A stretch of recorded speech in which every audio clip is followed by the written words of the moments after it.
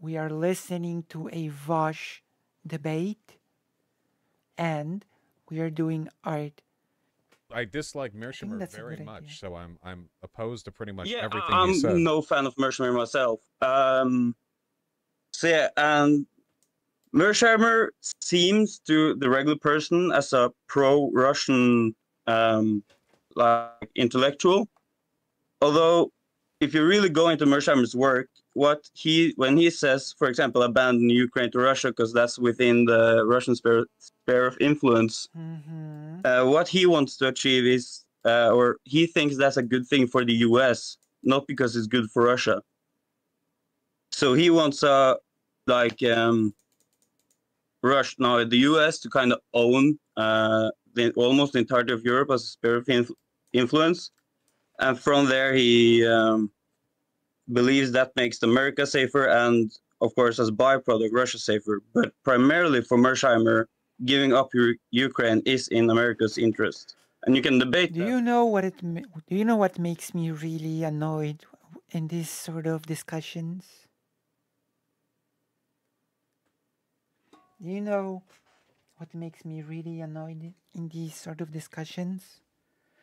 When people speak of the US interest, Russian interest, and not really take into consideration nor care about the interest of the country that's being devastated and the citizens of which are being basically genocided. Nobody even mentions the interest of Ukraine because I guess Ukraine is just a pawn in a game between the US and Russia, and discussing its interest or its self determination is not really relevant, right? And I should add, this is a thing that pro Russian shills usually do because I am fairly certain that Vaush will is I have faith that Vaush is going to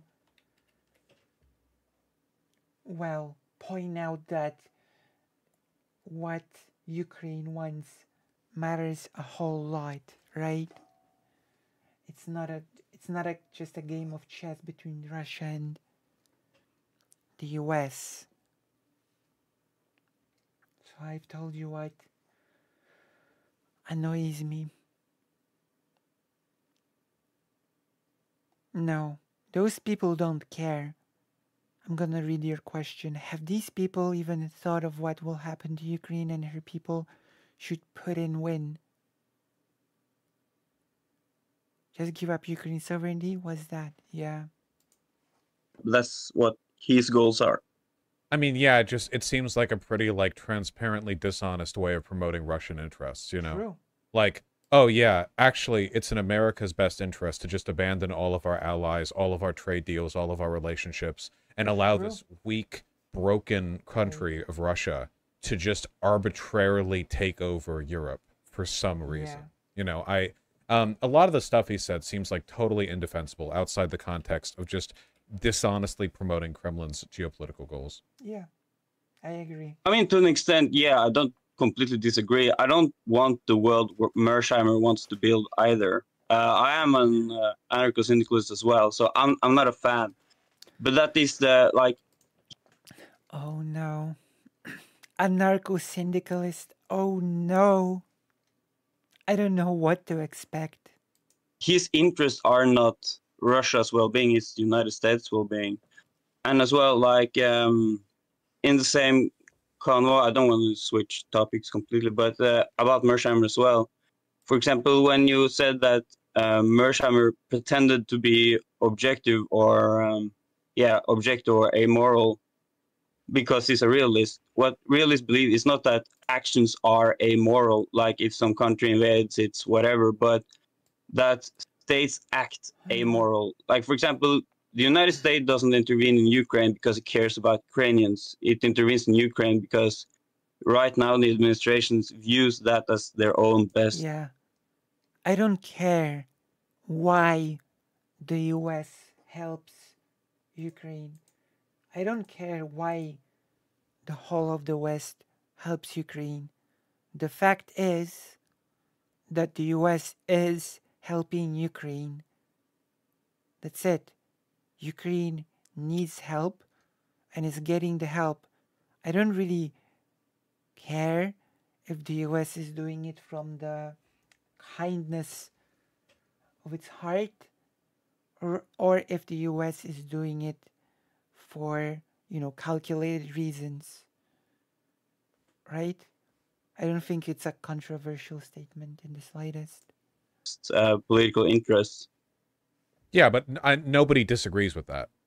Like, Yeah, there nobody no cares. reasonable Nobody cares. no reasonable like geopolitical speaker would say, yeah, well, the US's foreign policy goals are being dictated by humanitarian interest. Like, that's just not. I don't disagree with that, but he was making but the argument that nobody- his Yeah, we don't disagree with that, nor frankly do we care in this case, right?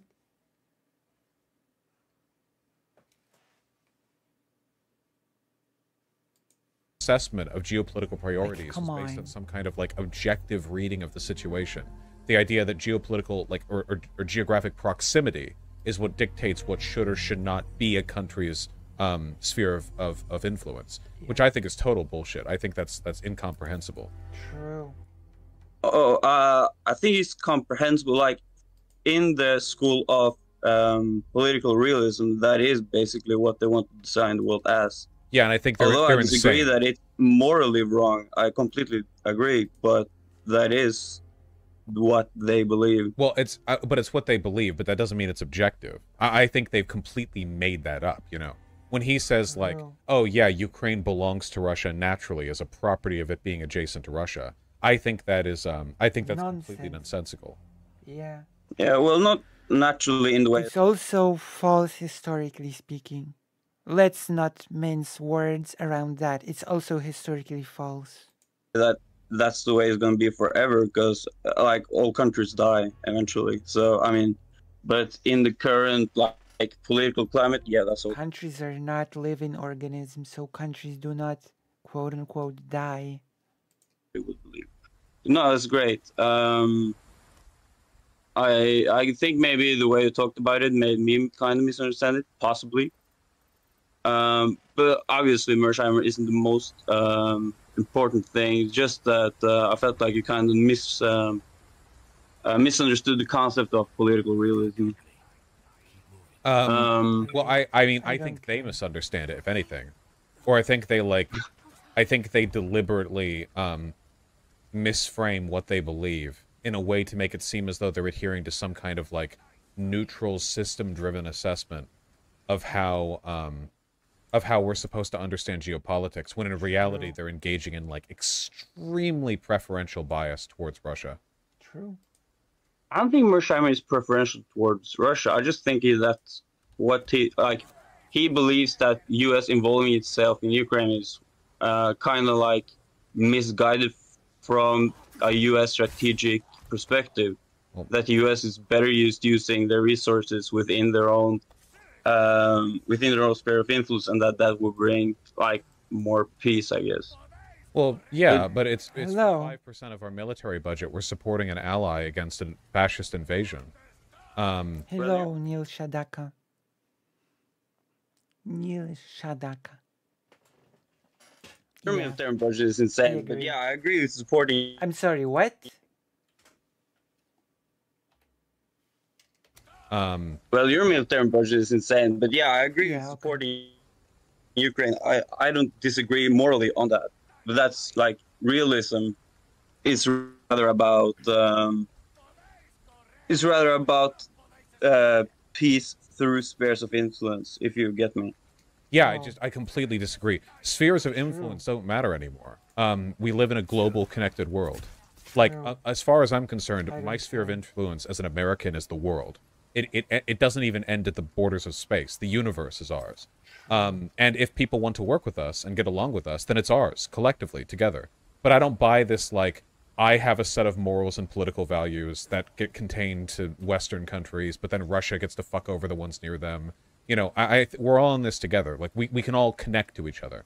If we had an interplanetary, you know, species or whatever, and it was like, okay, we literally can't do anything about what's going on Mars, then okay, like, maybe you could make an argument there. But we have the ability to reinforce Ukraine within, you know, like, 24 hours. True. The economy is global at this point. I feel like we're all in this together, you know? We are. See? Vaush is making great arguments, as always. This is why Vaush is good. Vaush is not bad. Vaush is good.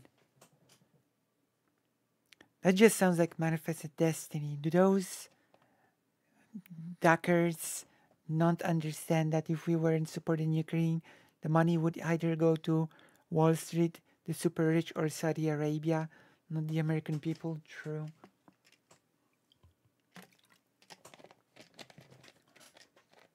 Ridiculous. Yeah, he's good on this. Sorry for the bottle sounds.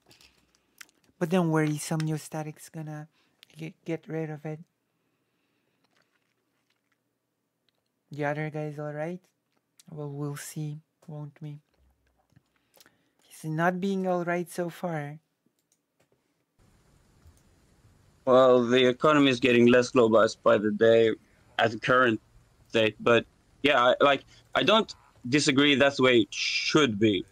But for example, well, nobody's threatened the U.S. spheres of influence lately, but the last time, for example, when Russia was, or the Soviet Union was having fun in Cuba, the U.S. almost blew up the world, right? I mean, yes, it shouldn't be relevant in a globalized world where the fuck your country's placed, right? The Cuban Missile Crisis, was it about the U.S. almost blowing up the world, or the USSR almost blowing up the world? I'm not entirely sure. Right? I think the Cuban Missile Crisis was more than just the US almost blowing up the world.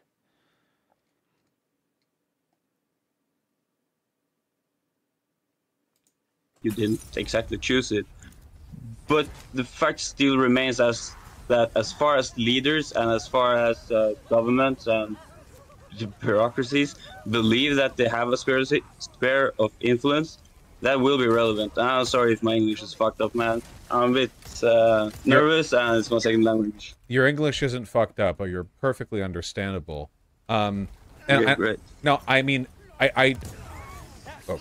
I'm not defending, you know, like any kind of military engagement around the world or exacerbating military conflicts the way that we did with, you know, the Cuban Missile Crisis. I just don't think that's applicable in a context where Russia's the one that started this war. Oh, that's true. I mean, Russia started this war, and they want to do so. But what I'm trying to say is, as long as countries think that they have a sphere of influence, I don't say that you just surrender Ukraine, but it is something that has to be taken into consideration when making foreign policy decisions, right? For example, if the United States, I don't know, somehow disarm North Korea's nukes and invade North Korea, it would probably be a good thing to get rid of the worst country in the history of the planet, right? But you will still have to expect a harsh reaction from China because they consider their sphere of influence, even though they don't even like the North Korean regime themselves.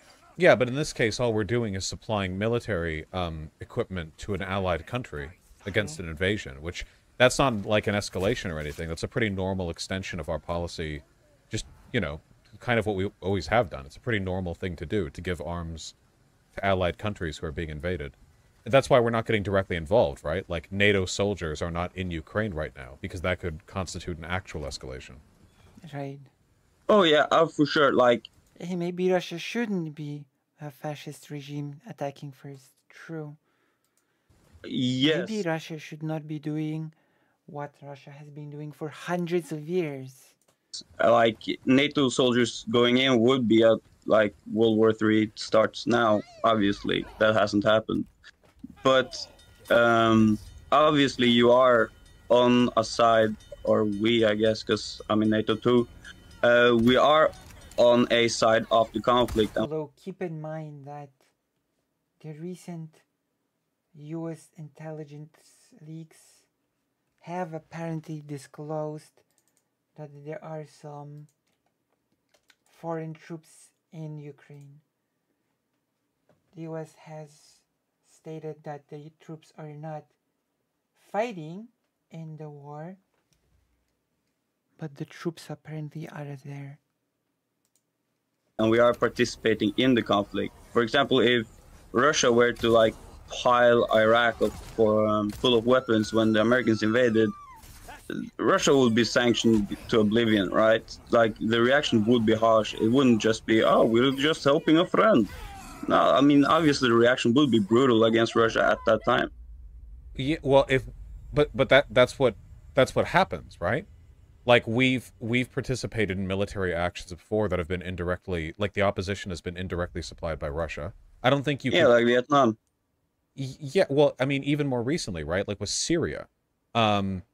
But I don't think you could then go like that means it's direct warfare. Countries supply allied countries with arms all the time. It's a pretty normal, you know, like if that's off the table, if that constitutes escalation, then it basically means there's there is no such thing as international engagement in conflict. Well, I think I agree with that, but on thing when you mentioned Syria, Syria is almost a perfect analogy, right? Because that was the United States invading a Russian ally while the Russians were supporting them. Well, we supported. I mean, invasion's kind of tricky, right? Like portions of Syria are basically not even Syria anymore. Like portions of East. Well, we'll see. We are still pretty early in the debate, so we'll see. We'll see. In Syria are like Rojava territory, and we sent troops to support them. But also, like, Russia initially just provided arms, but then they directly invaded themselves. So it's like there's this blurry line here, but I really don't think that providing arms to Ukraine constitutes the kind of escalation that a lot of people claim it does. I think it's a pretty bog standard approach, you know? Well, yeah, but a point about what you just said, for example, yes, the United States sent troops into Rojava, which was an independent. Almost all of my friends are Kurds, and I'm an anarchist, so Rojava is deeply in my heart. But say, for example,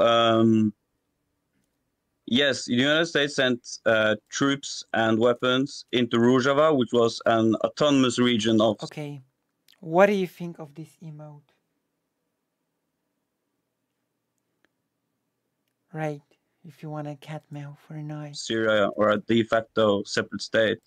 You could say the same about Eastern Ukraine, but you would still say that Russia invaded Ukraine, even though there were an active civil war. And there were there were actual Ukrainian citizens who revolted there. How many were Russian mercenaries? I have no idea, and we probably won't for a while.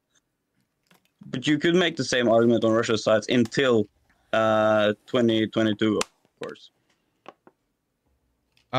Well, yeah, in that case, I would argue based mostly on moral grounds. But Ukraine has always had the right to defend itself, and I feel on the moral grounds, I agree with you. By the way, well, then why shouldn't we support Ukraine? I guess is my question.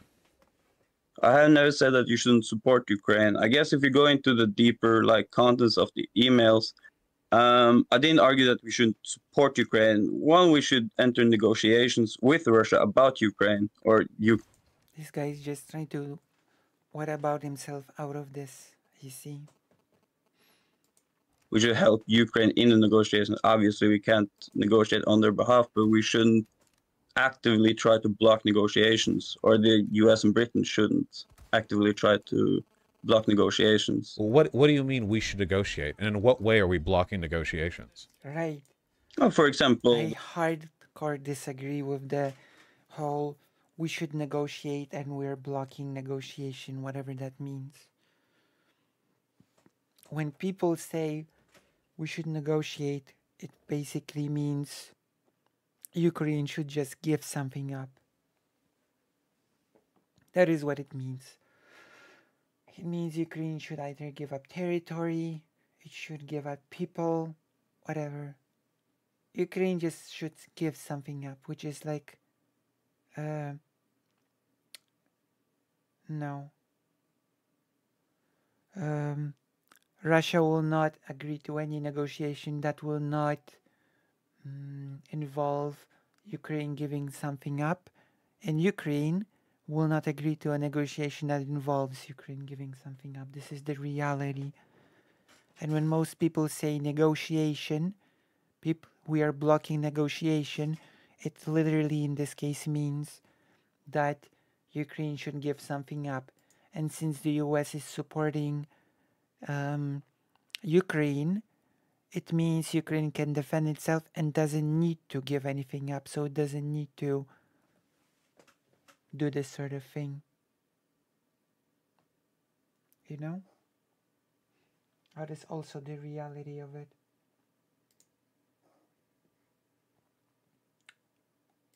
It's fairly simple. Like, what's happening now, it's not something new. It's not like something that, like, we have hundreds of years of precedent for how Russia operates. The famous Boris Johnson intervention, and there has been numerous reportings on the United States We don't live in a vacuum. Ukraine from negotiating well, since the start of the conflict. In like what way? So in diplomatic ways, first of all, or primarily in diplomatic ways, but that also goes over to the military, right? As if the support from NATO into Ukraine stops, Ukraine is done within a week or so. They don't have the ammunition, and they don't have the capacity to produce their own ammunition, as every factory is getting bombed, right? But like, how have we tried to block negotiations? Well, Boris Johnson's actively encouraged them not to negotiate, and you can say that it's just recommendations. But when it's the recommendation of the guy keeping you alive, you listen, right? Well, okay, but that just makes it seem like there's nothing. There you go. He just said it. If it's a recommendation of a person that's keeping you alive, this is basically saying, we are keeping you alive, so you better give something up, or you will be left with nothing, because we are the ones keeping you alive. This is what the person is saying, quite directly.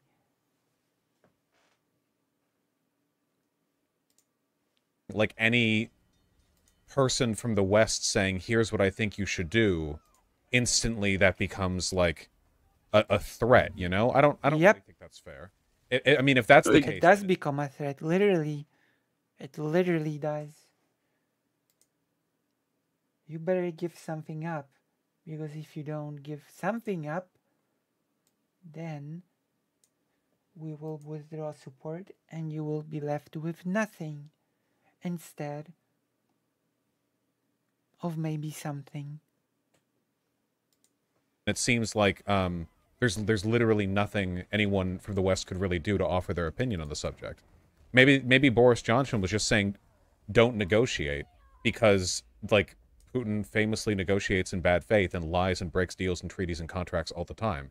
And there's not really a point in negotiating with him because, you know, he's not, like, he's the one invading, you know? It's not like they're both in a mutual conflict or anything. Russia's in their territory. True. If Putin wants to end the war, he can just leave Ukraine.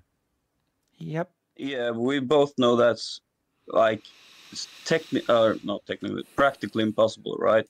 For Putin himself. Like, he'd be gone. His regime would collapse instantly if he did just. There we go. Let's try out the new emote. But yeah, Vaush is completely correct here. It's just a threat. Saying something like, we're keeping you alive, so you better listen to us when it comes to the negotiation. If Ukraine wins, then Father Russia loses and America bad, because America bad. True. Just pulled out Afghanistan style. It needs to. His regime is like a brutal propaganda-driven oligarchy. True. That like he took like the country was nominally democratic when the Russian Federation came about, and he's a warmongering fascist. Like Okay. So that's my point then. Like, there's There's no a very interesting documentary making the case that Putin taking over way, like, negotiating with him. Russia is basically the KGB taking over Russia for all intents and purposes.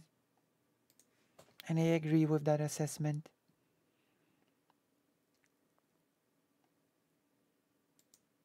Will do anything right now because So he wouldn't even accept any terms that would be acceptable to Zelensky. True. so while yeah, like Russia today is the leading force of fascism in Europe with their support of other fascist parties. I don't disagree with that, but like a conflict ends in I guess one out of three ways. Either they end with negotiation, annihilation, or a forever war, kind of like we have seen in Georgia, where Russia just keeps peace in a corner of the country where there are separatists, right? Keep peace, a silly word, but you know what I mean. No, I hard disagree. Ukraine is nothing like Georgia. Like this person might be in a relatively close country, in a country relatively close to Ukraine, but this person seems to like have no clue. Ukraine is nothing like Georgia. I'm sorry. This is just ridiculous. Georgia is like not 70,000 square kilometers, while Ukraine is 600,000 square kilometers. Okay? Like, it's really silly to compare Georgia to Ukraine and to claim that their situation is basically. No. No, no, no, no. So, and right now, like the US isn't pushing for either of those, right? So today, I think the left's goal should be a negotiation in Ukraine's favor, and it would hard to predict. Like most realistically, the coming Ukrainian offensive is going to determine how those would look. But like pushing Russia out until the 1991 borders is a pipe dream for the most part, and the longer this war goes out, the worse it is for mostly Ukraine, as Russia has the industry to practically stay in there almost forever, as so long Well, as they keep trade open with China and India. that's not true. Russia's definitely not like weathering this completely neutrally, but it's Well, they do have the capacity to be in the war for years. Oh, the comparison is basically that Russia has the capacity to just perpetually keep a conflict in Ukraine by, having some separatist forces there. Like, Ukraine is not Georgia. It's not like Georgia is really small, so it's a totally different thing to conquer Georgia and to conquer Ukraine. That's one thing.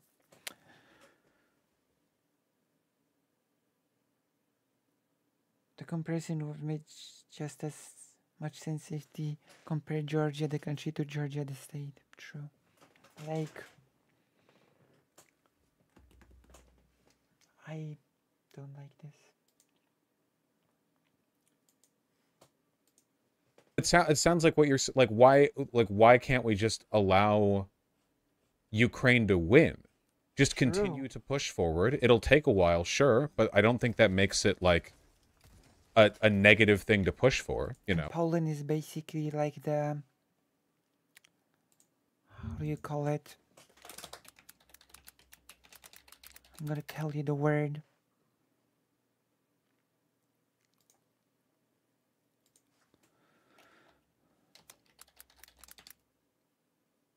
Oh my god, that's not what I want.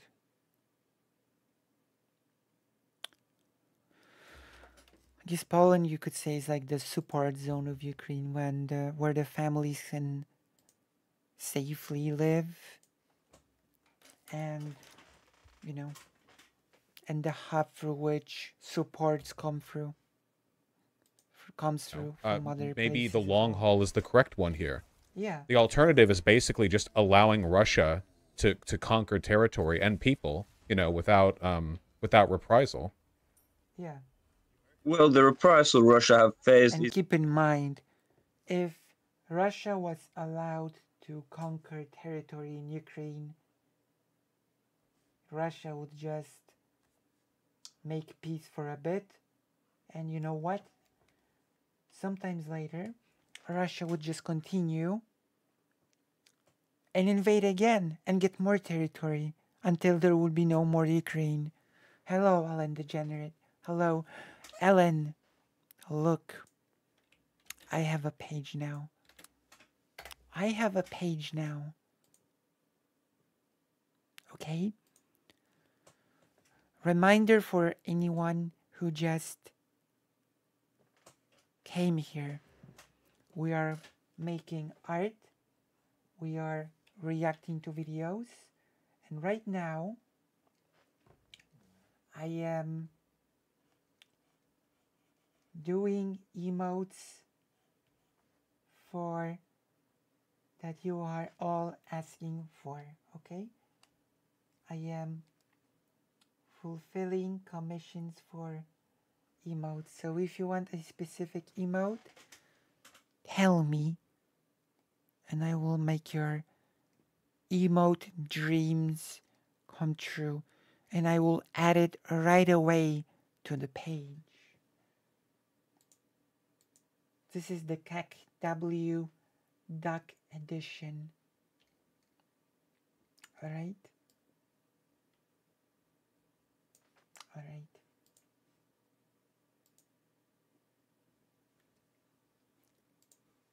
they have already faced a reprisal and they will continue to face the reprisal of this war, right? So sanctions, although they haven't been as effective against Russia as they have been against other countries that have been in place on, just because Russia is a food and gas producer, so they're pretty self-reliant.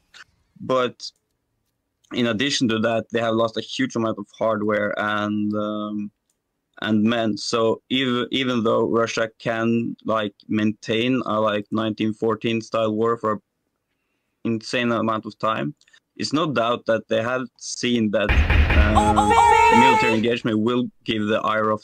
Thank you so much for donating $5.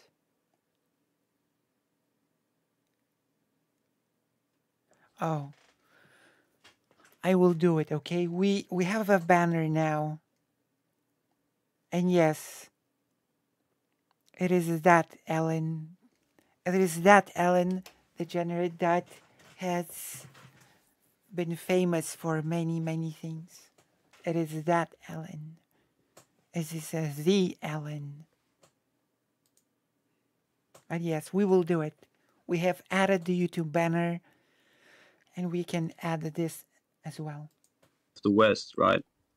So I think that negotiations is necessary because I don't think Ukraine can win. And even if Ukraine does win as it stands today, which would take probably years, but we will see how effective the new NATO equipment and training are. Well, then why not? Ukraine after this war, if it wins, say it protracts the war for one more year and it wins, it would probably be in a worse situation than it was in 2013 for maybe 100 years due to a few reasons. I don't know. That's not true. Ukraine is. I disagree, because just as countries are investing into Ukraine when it comes to it defending itself, so will countries invest when it comes to the rebuilding of Ukraine. Like there's no doubt about it. Already, for example, Poland and Ukraine are literally talking about rebuilding the country.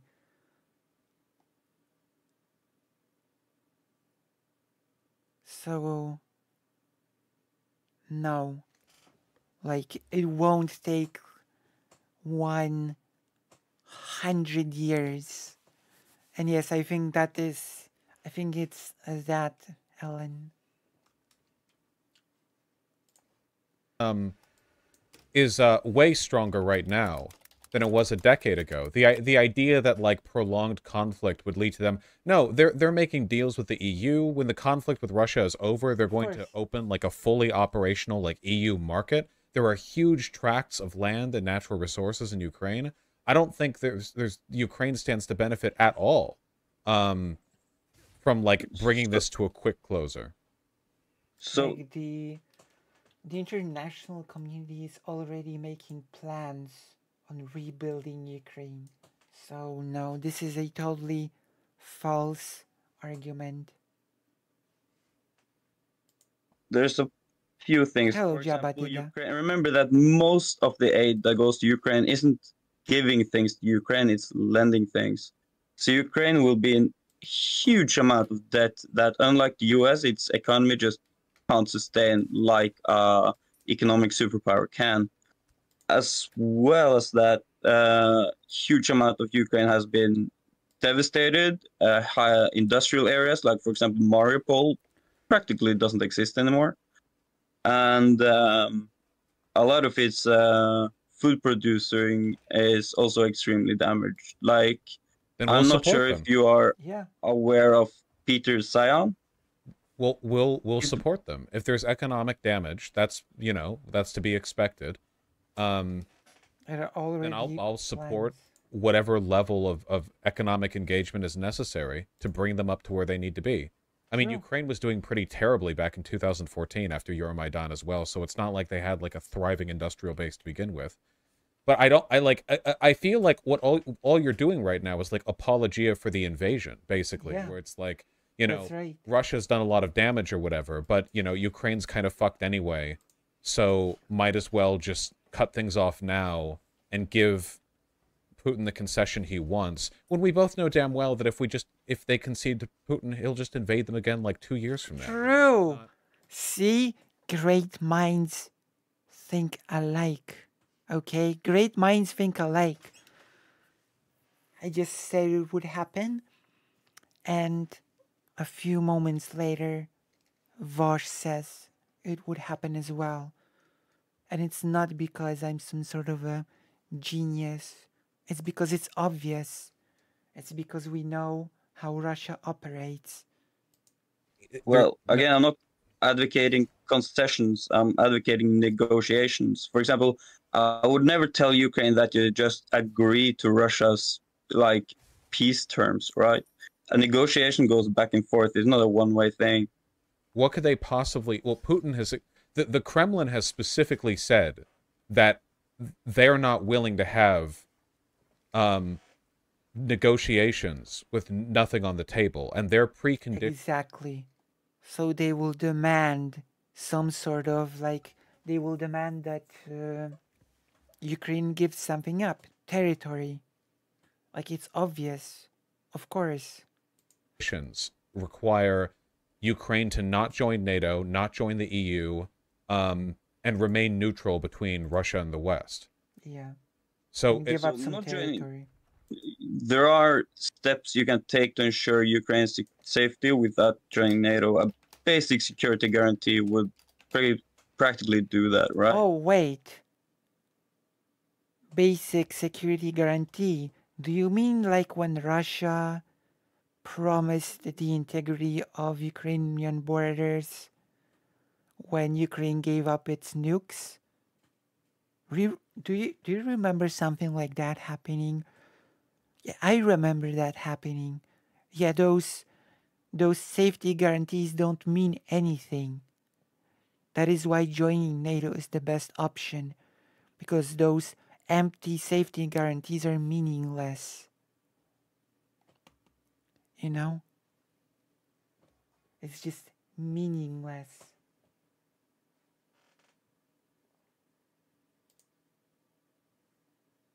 And I think we all agree that it's pretty meaningless.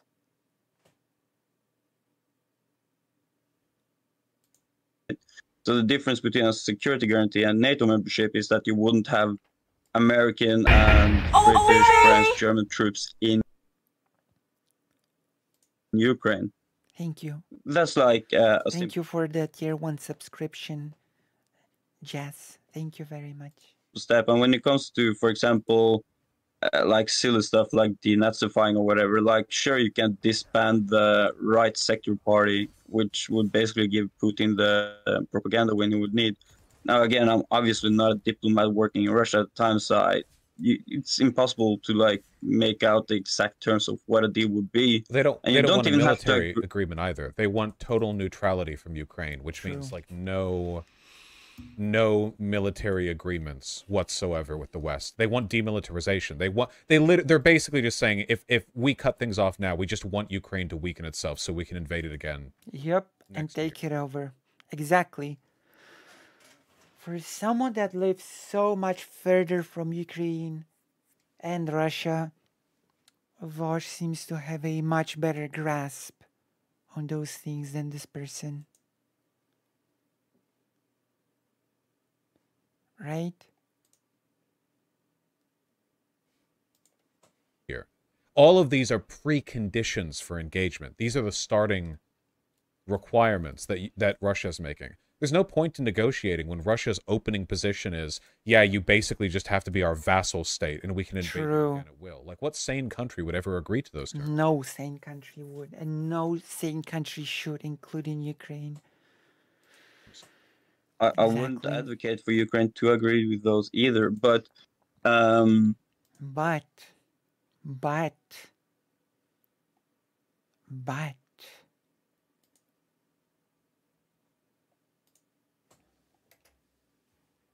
Russia has been... Okay.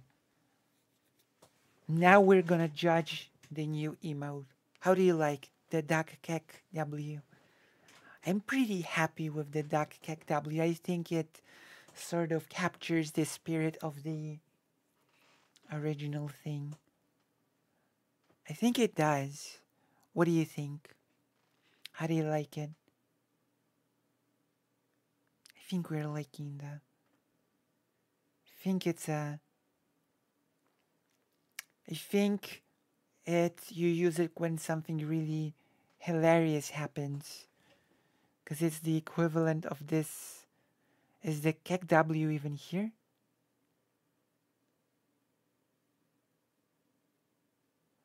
You know the Kek W emote?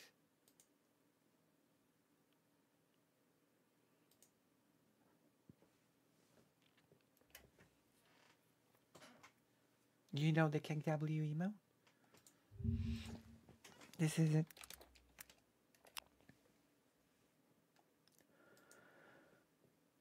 Like, you know, this emote. Like, I just made the duck equivalent of this. Alright. For now, let's continue. Willing to go negotiate with, for example, China's peace plan, which was not perfect, I admit, but it was better than Russia's initial terms. However, you don't have to agree with all the preconditions. For example, they did have negotiations in Turkey before, which was in large part dishonest negotiations from the Russians, as it was very early in the war. And on the other side, the West were pushing Ukraine not to negotiate. It's not about just being early in the war. Okay. Russia has a very specific relationship with Ukraine, and to not understand that is basically to come unprepared to talk, is to be unequipped to talk about this topic, to not understand the very complicated relationship between Russia and Ukraine. Angry. Okay.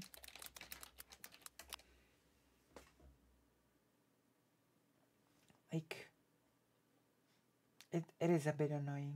I'm not going to lie. It is a bit annoying to see people so willy-nilly talk about those things without having a clue. Negotiate. So obviously those negotiations were going nowhere.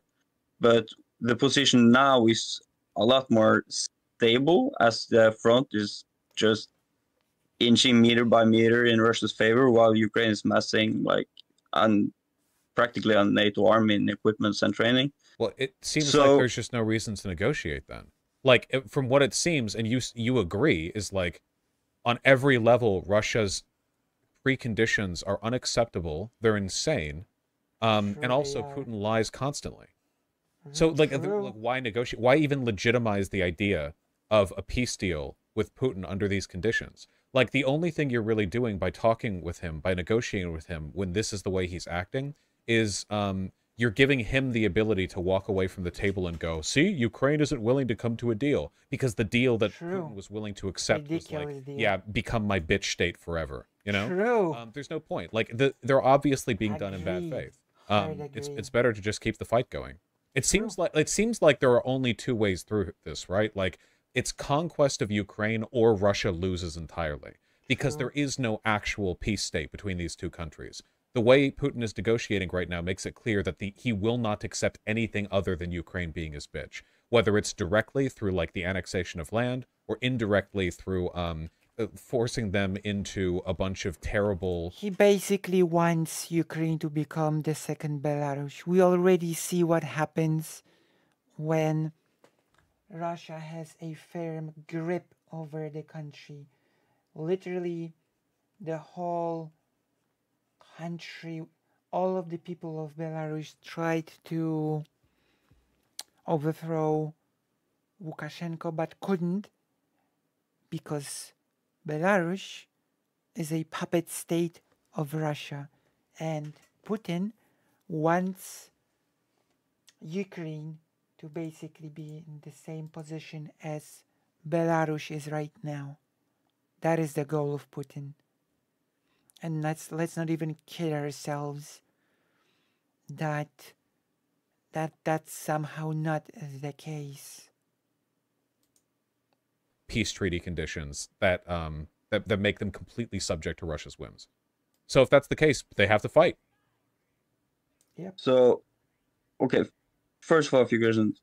How far are you willing to take this war on a United States perspective, right? So obviously what Ukrainians want is the most important, but also impossible to like really assess, as democracy dies in war, and it happens in every single country that goes to war. I think we just supply them infinite money. I don't care. We have an infinite military budget. Like, everything we've contributed to them so far has been 5% of our military budget. It's oh yeah, I mean, you have cash. That's not what I'm asking, but like, do you send F-16s if Russia doesn't quit, even though Ukraine pushes back to the border? Do you go into Russia? Like, how far do you think you're willing to go with this war? If Russia uses a tactical nuke, do you respond? Like, how far are you willing to go, right? Well, if Russia used you kick. The goal is for Ukraine to kick Russia out of its territory. That's it. There is no need to go into Russia. That's it. Tactical nuke. Considering negotiations. Well, if Russia used a nuke, we would have to kill Putin. I think at that point, like, the only sane solution would be like NATO, like, OPSECing the fuck out of the Kremlin and just like reducing its internals into like a bloody homogenate.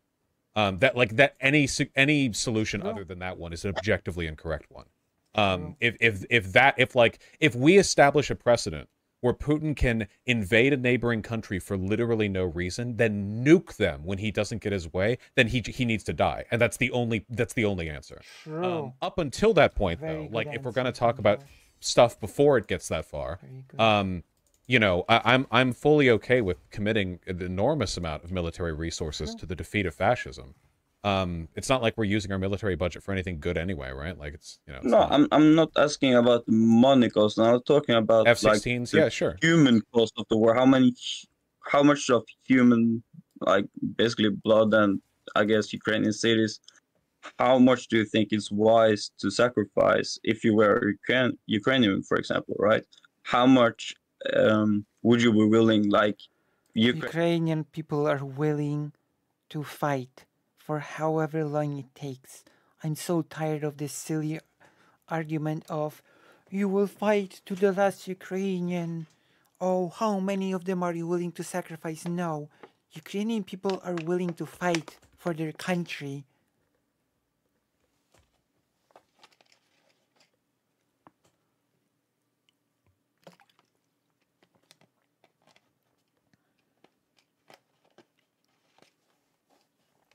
Like, come on.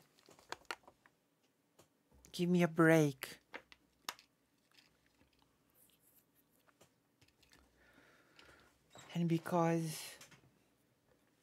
And keep in mind, Ukrainian families are open, like, come to Poland and wait out the war in safety here.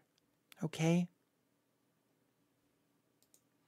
Ukraine is left an independent or semi-independent Ash, like how far do you think it's wise to go? Well, that's up to them. But if I True. had to like project myself into that decision for them and make an estimation, it seems to me like it's a war for extermination either way. Like how hard should a True. country fight to resist total extermination? The answer historically is that countries almost always fight to the last breath to defend themselves, you know? Like if a True. land is being invaded by a genocidal neighbor, usually, you know, the population is willing to fight up to Yep. the last point. And we can see that through like polling data, like support for Zelensky and support for his behavior with regards to defending against Russia, Of course. where something like 90% of Ukraine's population supports what he's doing, which means that in spite of all the war and bloodshed, like, you know, the people of Ukraine want to keep fighting. And I think that's because they agree with what I'm saying, which is that like Russia will kill all of them. Of course. Russia's conditions for a cessation of conflict right now are that Ukraine make themselves open to a follow-up invasion.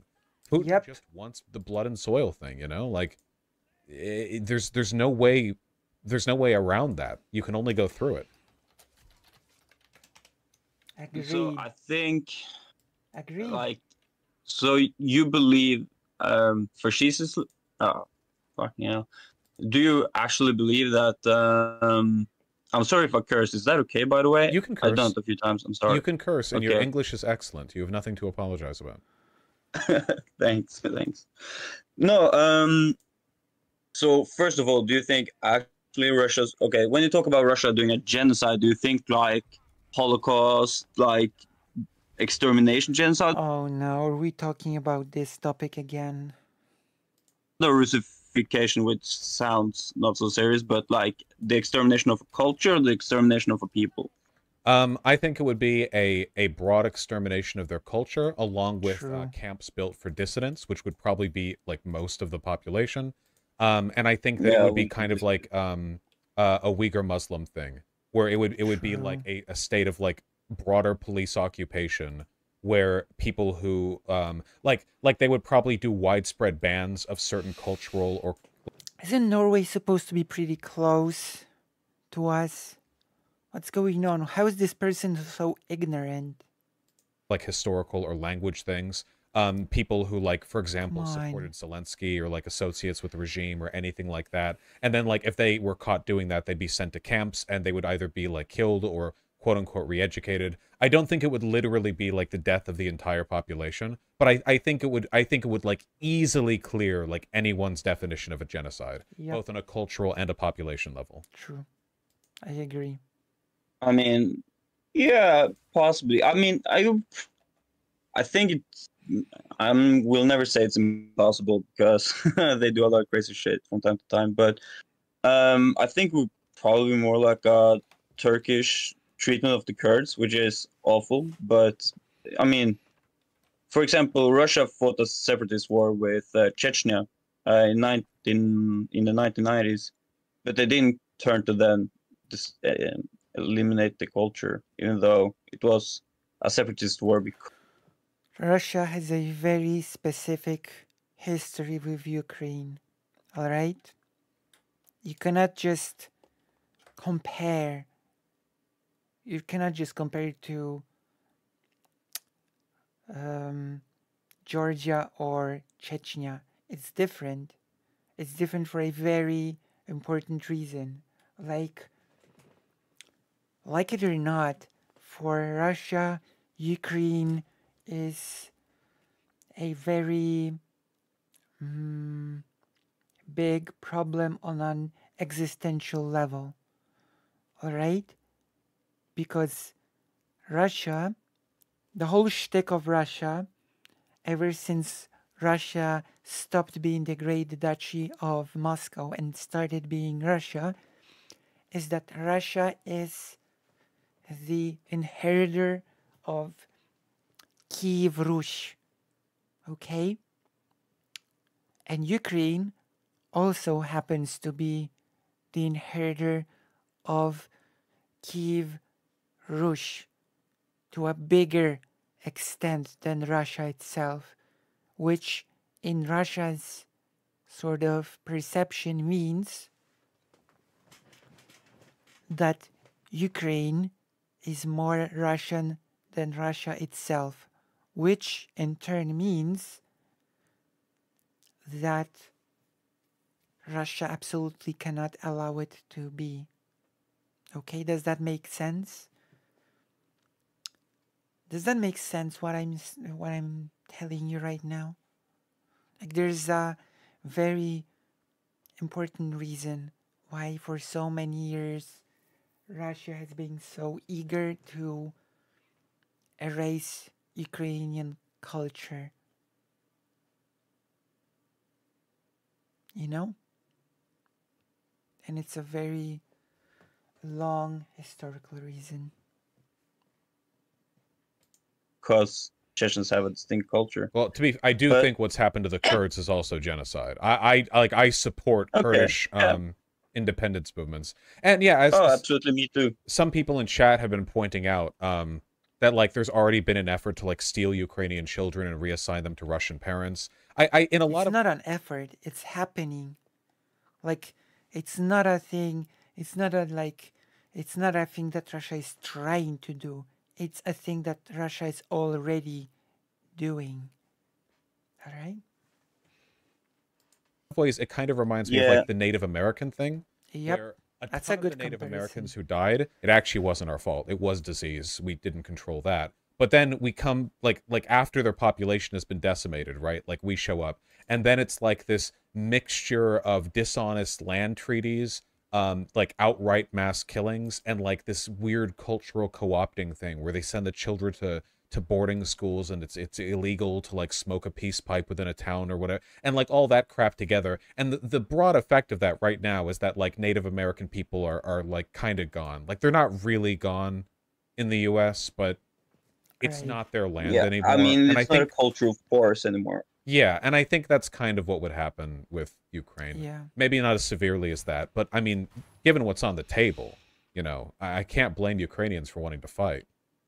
Yeah, I mean, as I mentioned earlier, like I don't disagree with Ukraine's willingness to fight. What my issue is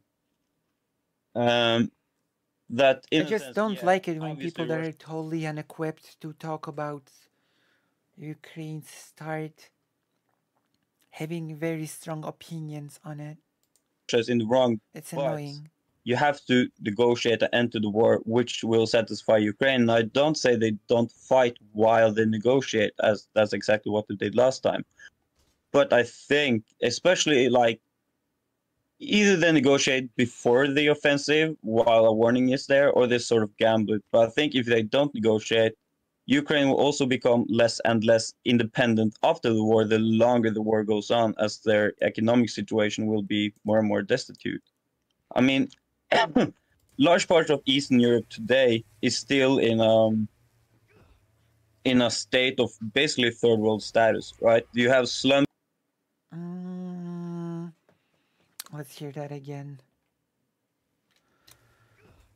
In a state of basically third world status, right? You have slums in Romania that are far worse than many in Africa, right?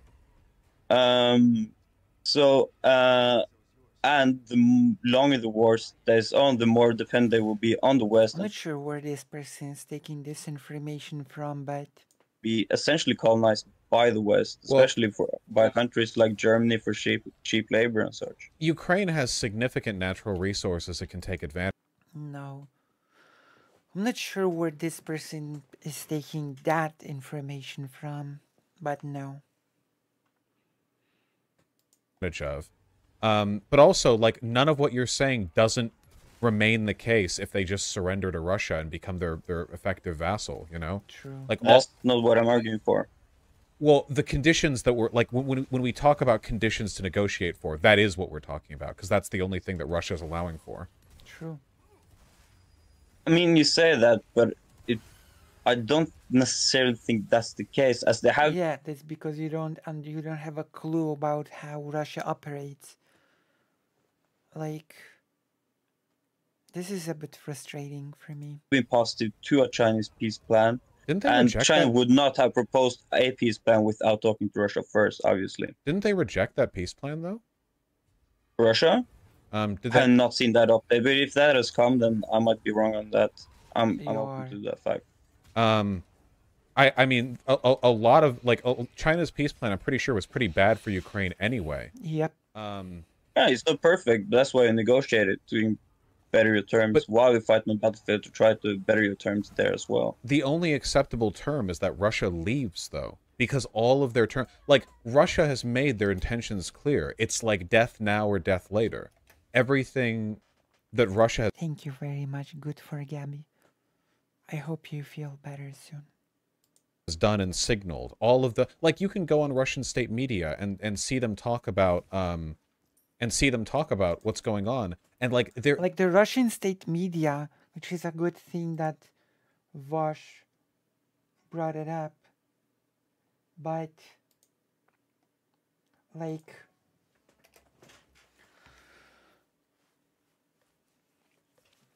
Russian state media just talks about how Russia is waging a war against the whole Western world, which is a Nazi Western world. Like, Russia is not talking about the Nazifying Ukraine anymore. Now, Russia is talking about fighting the Nazi West. That's first of all. Second of all, Russia keeps trying to put a wedge between Poland and Ukraine by saying that Poland is about to invade any day now. Any day now, Poland will just invade in order to get Kiev and Lviv back. Any day now. Like, this is really sad. Thank you so much, Jess, for presenting, for gifting. Good for Gabby, a tier 1 subscription. Like, it's pathetic. Like, they're openly... Russian propaganda is openly talking about, like, how all of Europe is Nazi and, like, how Poland just wants to annex Ukraine. I would like to remind you that in 2014, Putin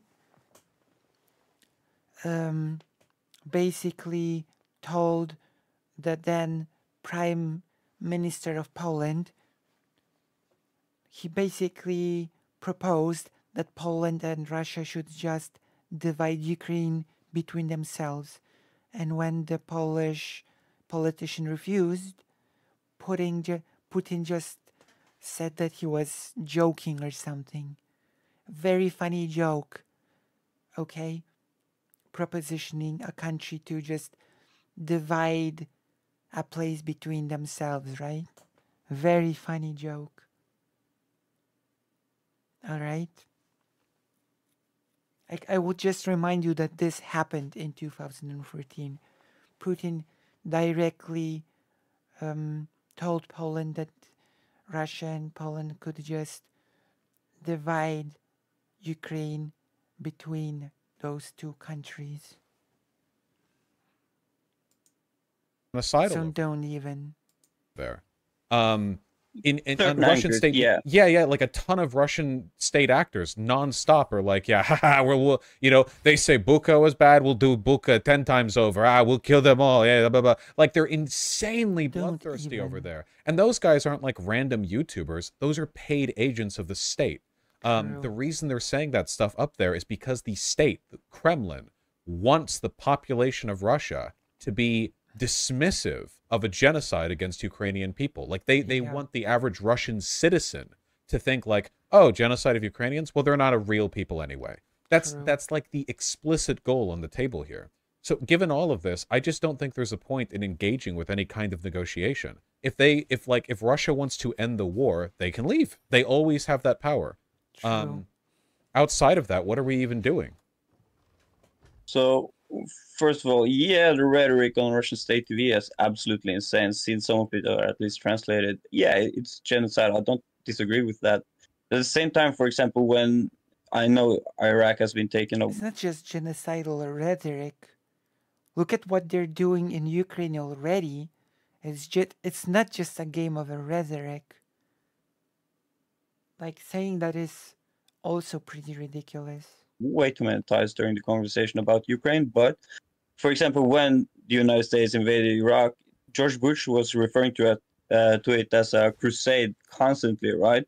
But even though he referred to it as a crusade, it didn't mean that they actually like slapped the cross on the soldiers and started like forcibly converting the population. I mean, like, yeah, the rhetoric is insane, and their actions are also horrible. But I do not think that's the state policy goal is to genocide Ukraine. Well, I think the state policy goal is to expand Russian influence. You have no clue how Russia operates. You just have no clue what you're talking about. That's it. I'm not sure why this person even called in to talk about this, if they have no clue what they're talking about. To stop further NATO sort of like encroachment into what they consider their sphere of influence. But their sphere of influence is one that they constantly invade and bully. NATO like does its shit consensually. Leaving aside the Iraq comparison and like looking at what we're seeing right here, it is very like Russia will not accept anything other than a Ukraine they control. They have never at any point even remotely entertained the idea of Ukraine being a part of the West. Yanukovych was a puppet of Putin, and the moment Yanukovych got ousted for trying to become a dictator, yeah, because as I've said a few times before, Russia just wants a second Belarus. In fact, what Russia would love is that if all of the countries that made up the Polish-Lithuanian Commonwealth would become Russia puppets. So Belarus, Ukraine, Poland, and Lithuania. That would be the optimal scenario for Russia. I don't know if the color is a tanky. Hello, Shai Hulud. Hello. The Putin fucking started the war in the Donbass. Like the beginning of this, the beginning of the invasion of Ukraine was a direct consequence of the puppet leader that he wanted to control Ukraine on his behalf being ousted. Given all of this, I just don't think there's any reason to believe that that they will accept any outcome for Ukraine other than total conquest. And total conquest in this case would necessitate a cultural genocide because that's what they've been talking about this whole time. Ukraine's not a real country. Ukraine is really a part of Russia. Exactly. You know, they talk about how the nationhood of Ukraine is just like a Nazi Banderite thing, and that it's illegitimate. You know, that of course this is total nonsense. This is total nonsense. They're doing Nazi fighting by taking it over. I just don't think there's any world in which concessions to Russia bring about anything other than a slow death for Ukraine. True. I agree. 100%. Yeah, I guess we kind of do come to a sense of impassable disagreement on Russia's willingness to negotiate. Yeah, because you have no clue. That, because I think that's sort of the key question. Like, because neither of us want Ukraine to surrender, obviously. But for my part, I do believe that you have to negotiate at some point, because I think Russia will continue to. Yeah, we can negotiate. We can negotiate Russia's surrender. That is the sort of negotiation that Ukraine should be open to entertain.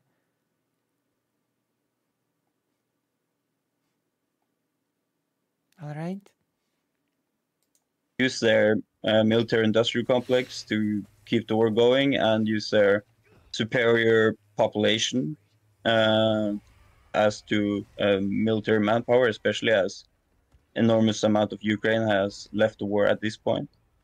So for me, like a forever war in Ukraine goes into Russia's favor.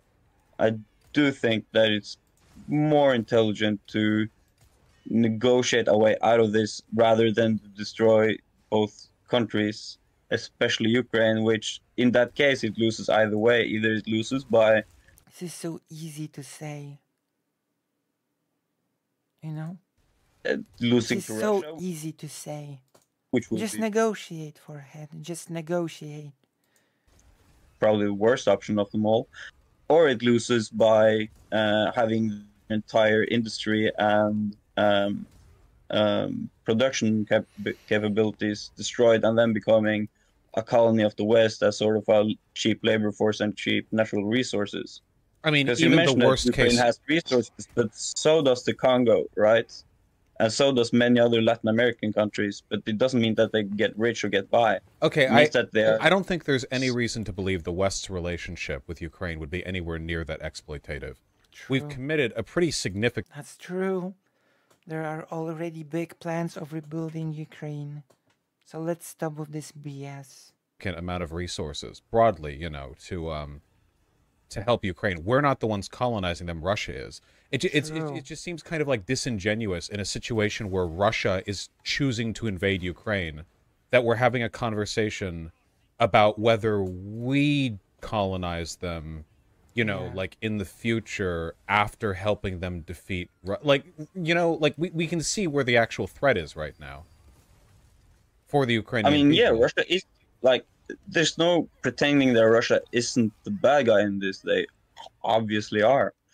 But Bite. like, for example, always the bite. We have spent huge amounts to help Ukraine, but we spent huge amounts to help South Vietnam, for example, and we lost there, but it didn't mean that we cared about. That is a very different situation, by the way.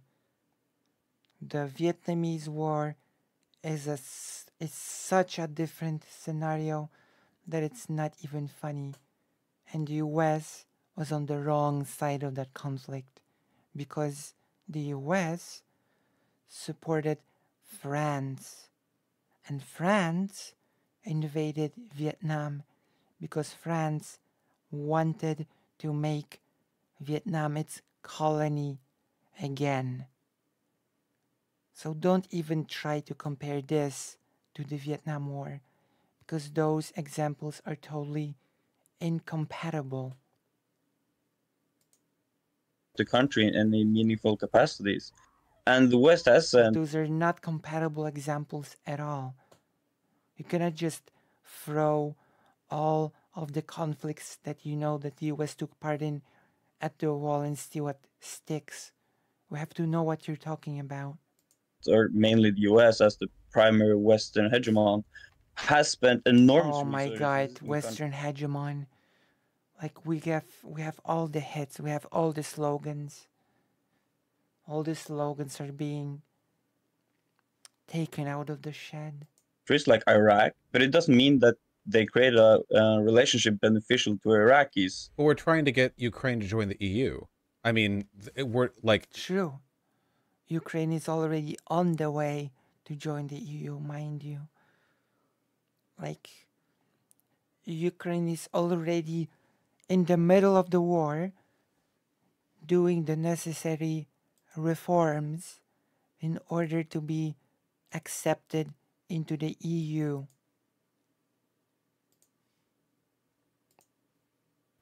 this isn't the Congo. Okay. The process is already underway. Easy to talk of negotiations when it's not your home that's being destroyed. Exactly. Exactly. Pretty clearly trying to bring Ukraine into the fold as like a European country as part of the West. Like it just seems odd to me that when it comes to the intentions of Russia, you're relatively charitable in that your immediate like assumption isn't that all of this meandering about negotiation is just a way for them to pave the way for like future control of the country. But then when it comes to the West and all of the assistance and military equipment and money we've given them, it's like, ah, well, maybe we're just going to turn them into the Congo. Don't you think like if there's anyone to be more suspicious of, it's clearly Russia, and the Ukrainian people agree because the Ukrainian people want to be a part of the EU and want to be a part of NATO. Not just want. The process has already started. There was this nice ceremony when the representatives from the EU have brought documents for President Zelensky to sign that officially the Ukraine has entered the road to becoming part of the EU, right? And they're already working on certain things that they are necessary for Ukraine to meet in order to be able to join the EU. Ukraine is already in the middle of the war working on those things. Want to fight against Russia, and Russia is the one choosing to do all of this. It seems like we're assigning no agency to Russia. They're just a force of nature that gets to be evil for fun. But somehow, even though their evil is something we take for granted, we're making predictions based on the West suddenly being way more evil than it has been up to this point, and Russia being less evil than it has been up to this point in the future. Right. I don't think Russia will become any less evil. Probably more until Putin dies. But I'm gonna put it out there. Putin is not the main problem of Russia. It's a far more systemic problem than people are willing to admit, okay? Like, it's not that Russia has been a thriving democracy before Putin, okay? Like, no. It's not like this one evil guy will die and everything will just solve itself. No, take the West, that's not how it works. For example, you can look at the way they treated large parts of Eastern Europe up until now. For example, Hungary has now turned into a sort of fascist pseudo or pretend to be democracy. Romania still has massive slums and huge amount of poor people, and those are EU countries. I know Hungary is, I think Romania is. Like, yeah, economic. I'm surprised this person didn't even mention. All right, sorry for that little bit of a pause. Something just, I don't know. We had a bit of a technical hiccup. Now we're back. Realities remain, even though the West were acting in the best of like intentions. I'm surprised this person didn't mention Poland. I guess Somniostatic is going to have to cut out that whole pause.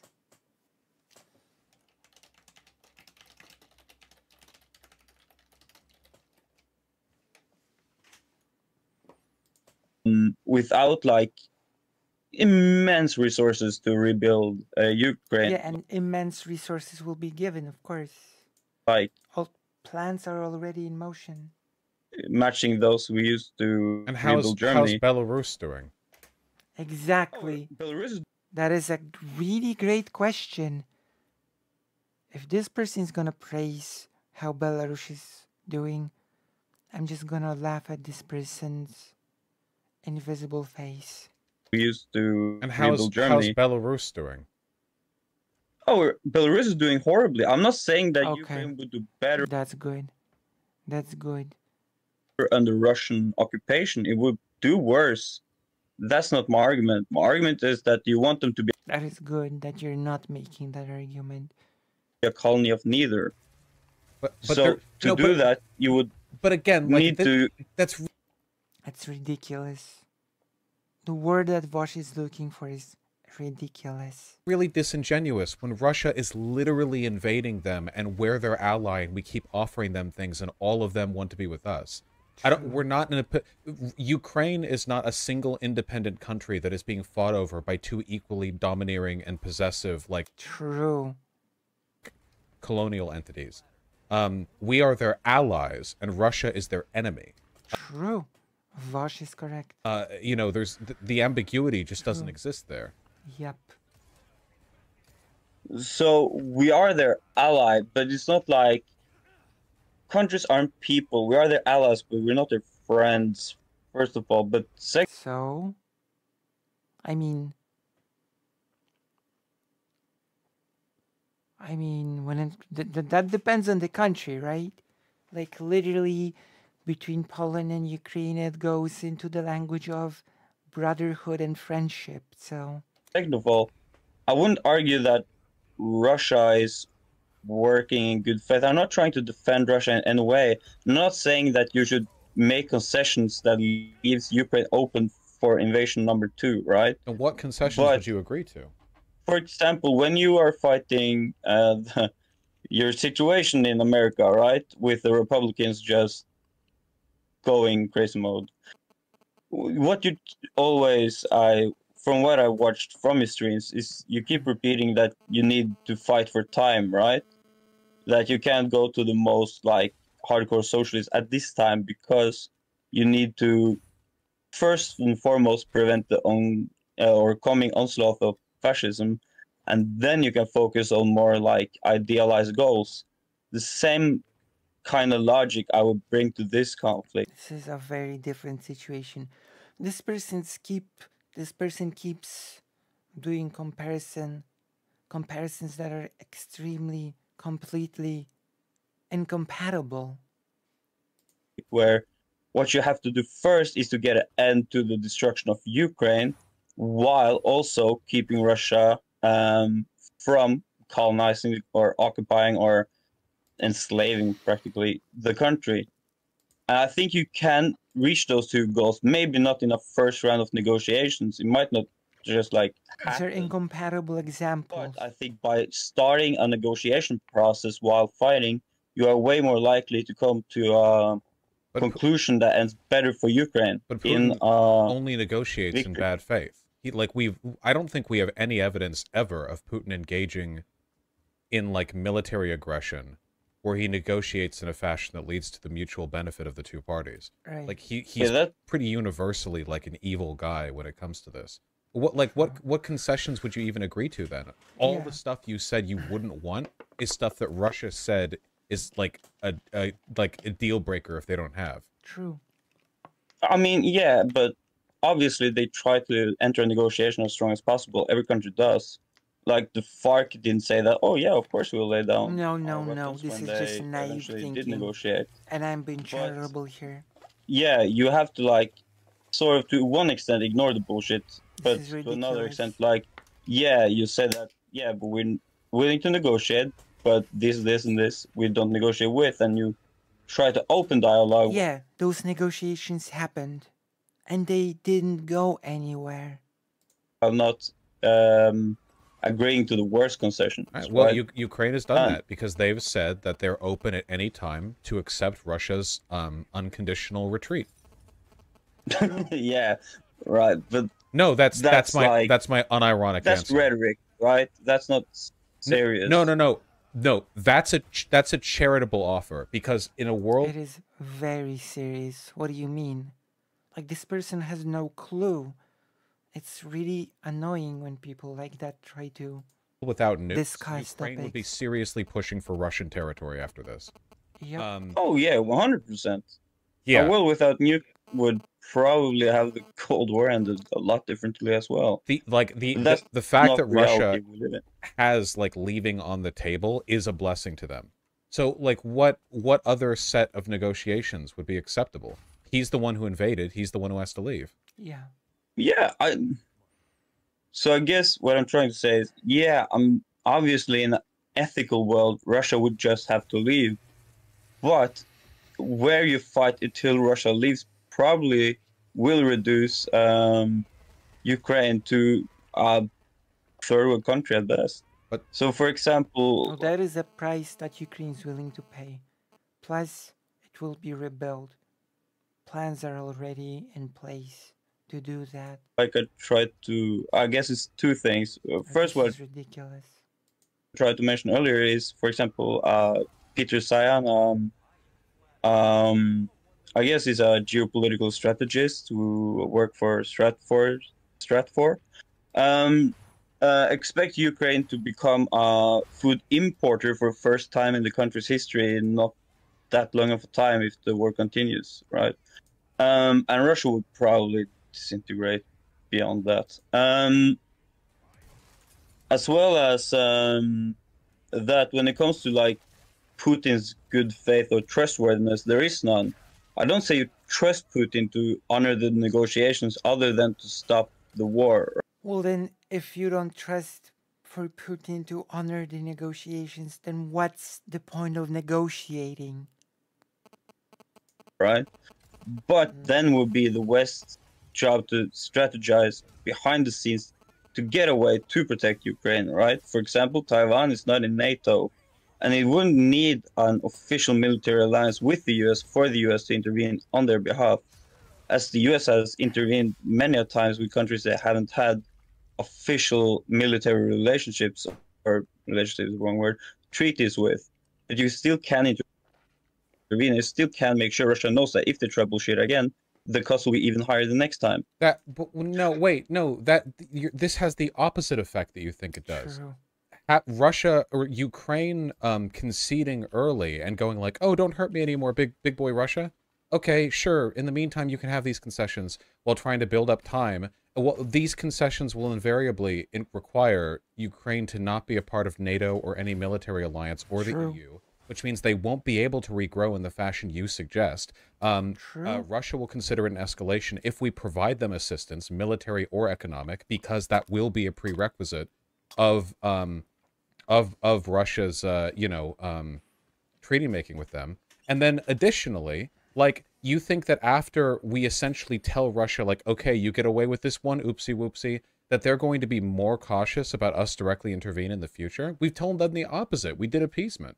Yeah. I do not buy the idea that, like, there's any purpose to negotiating, and I don't buy the idea that Russia would accept any set of negotiations that would not just be laying the groundwork for future military action against you. Agreed.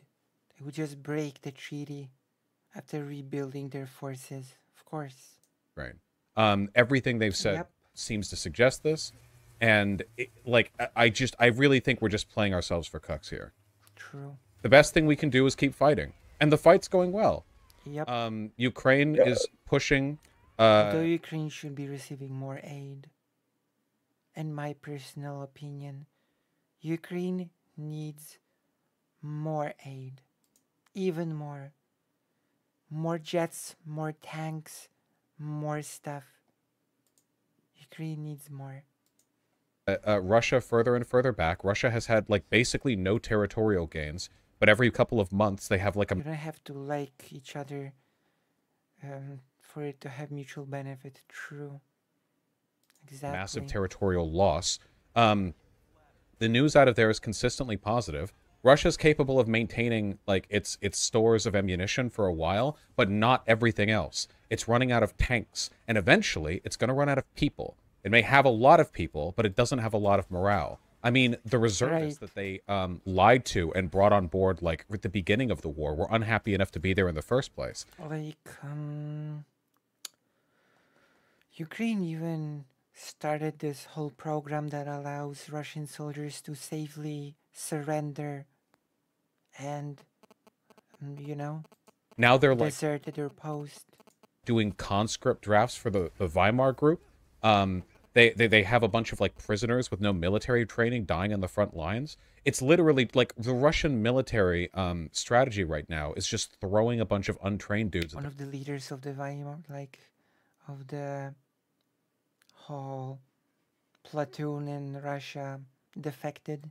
The front lines and relying on massive reserves of Cold War artillery. Wagner Group, not Weimar Group. Yeah, Wagner. Yeah, thank you. Sorry. Relying on massive Wagner reserves of artillery and ammunition. Defected, which was a pretty loud thing for a while. In order to like pound the front lines from a distance, so their god-awfully trained soldiers don't actually see any direct combat. Like it's not going well for Russia, and Russia can't keep this up forever. China isn't happy with how Russia's doing right now. Yeah. It's pretty obvious geopolitically that China considers Russia a liability, which they are. And I don't think we should rely on Russia getting like nonstop access to Chinese military equipment in order to continue these fronts, you know? There's just a lot going wrong for Russia. Thankfully. So while I would definitely agree that Russia isn't exactly performing like most people expected, to say it the least, the situation lately has been Russia taking, while small amounts of territory in like landmass, having huge battles to disintegrate Ukrainian military. Obviously, I've been to the military, but I'm not a military expert. But what I would argue is that Russia is capable, or not an expert, has stalled, and which is awesome. Although I would be careful to believe that Ukraine can fight them back, at least, I guess, until the new offensive, which will be Ukraine bringing everything like shining that they recently gotten. But I guess to some extent we kind of reach at a stalemate on the like idea that first and foremost the war can be won, and second, I should have wrote it down. I think you argue that never mind, I think I forgot. But I think like, yeah, if I were to adopt your view of the conflict and how the conflict is going, as well as the way that it can end, I would probably adopt your view. But I think I'm way more skeptical to the belief that a military victory where you push back to the 1991 borders is possible. It's, I mean, from my analysis, almost impossible.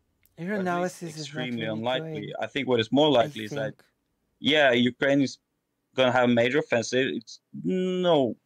It's impossible to know how that's. You're really flattering yourself by calling this analysis. Go, because remember, when Ukraine had not the Kiev one, but the second like major counteroffensive, which took a large swath of territory, that was before Russian conscription, where their invasion force was like around 1/3 the manpower that they have now. Taking territory now won't be like speeding through like thinly defended Russian lines. It will be facing an artillery wall and a wall of dug-in soldiers, which is infinitely harder and infinitely more costly in manpower, especially in areas that are not forested. So I would be skeptical to the after the draft how capable Ukraine are of taking territory. But I will agree that if Ukraine managed to like separate the, for example, separate the land bridge to Crimea, I would probably adopt your worldview or your view of how the conflict should end.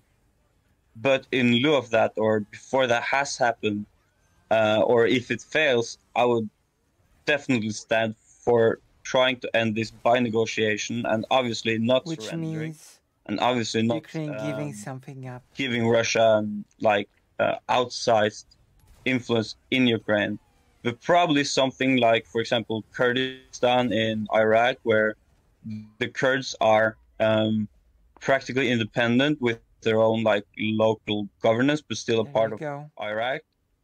And obviously, all Russian soldiers will have to go in a treaty, but with some concessions. What if I just think that Putin is the threat to global security, and I just want Ukraine to resist for as long as possible, so that his failure can lead his oligarch buddies to toss him out of a window? So the problem there is there's no one really to replace Putin, at least not today. That's not Let the There country isn't collapse really. then. That would probably be really bad for everyone. Like, it's impossible to predict such a scenario with That's accuracy. not true. But the fight over Russian gas, as right now, But Germany saying that someone is irreplaceable is cope. It's just is cope. deindustrializing because of their lack Come on. energy. No one is Will probably irreplaceable. scramble along with China on the other side, who's also dependent on Russian gas, to like war over different fracturing ethnic and national states. Well, then, damn, sounds like a shit country.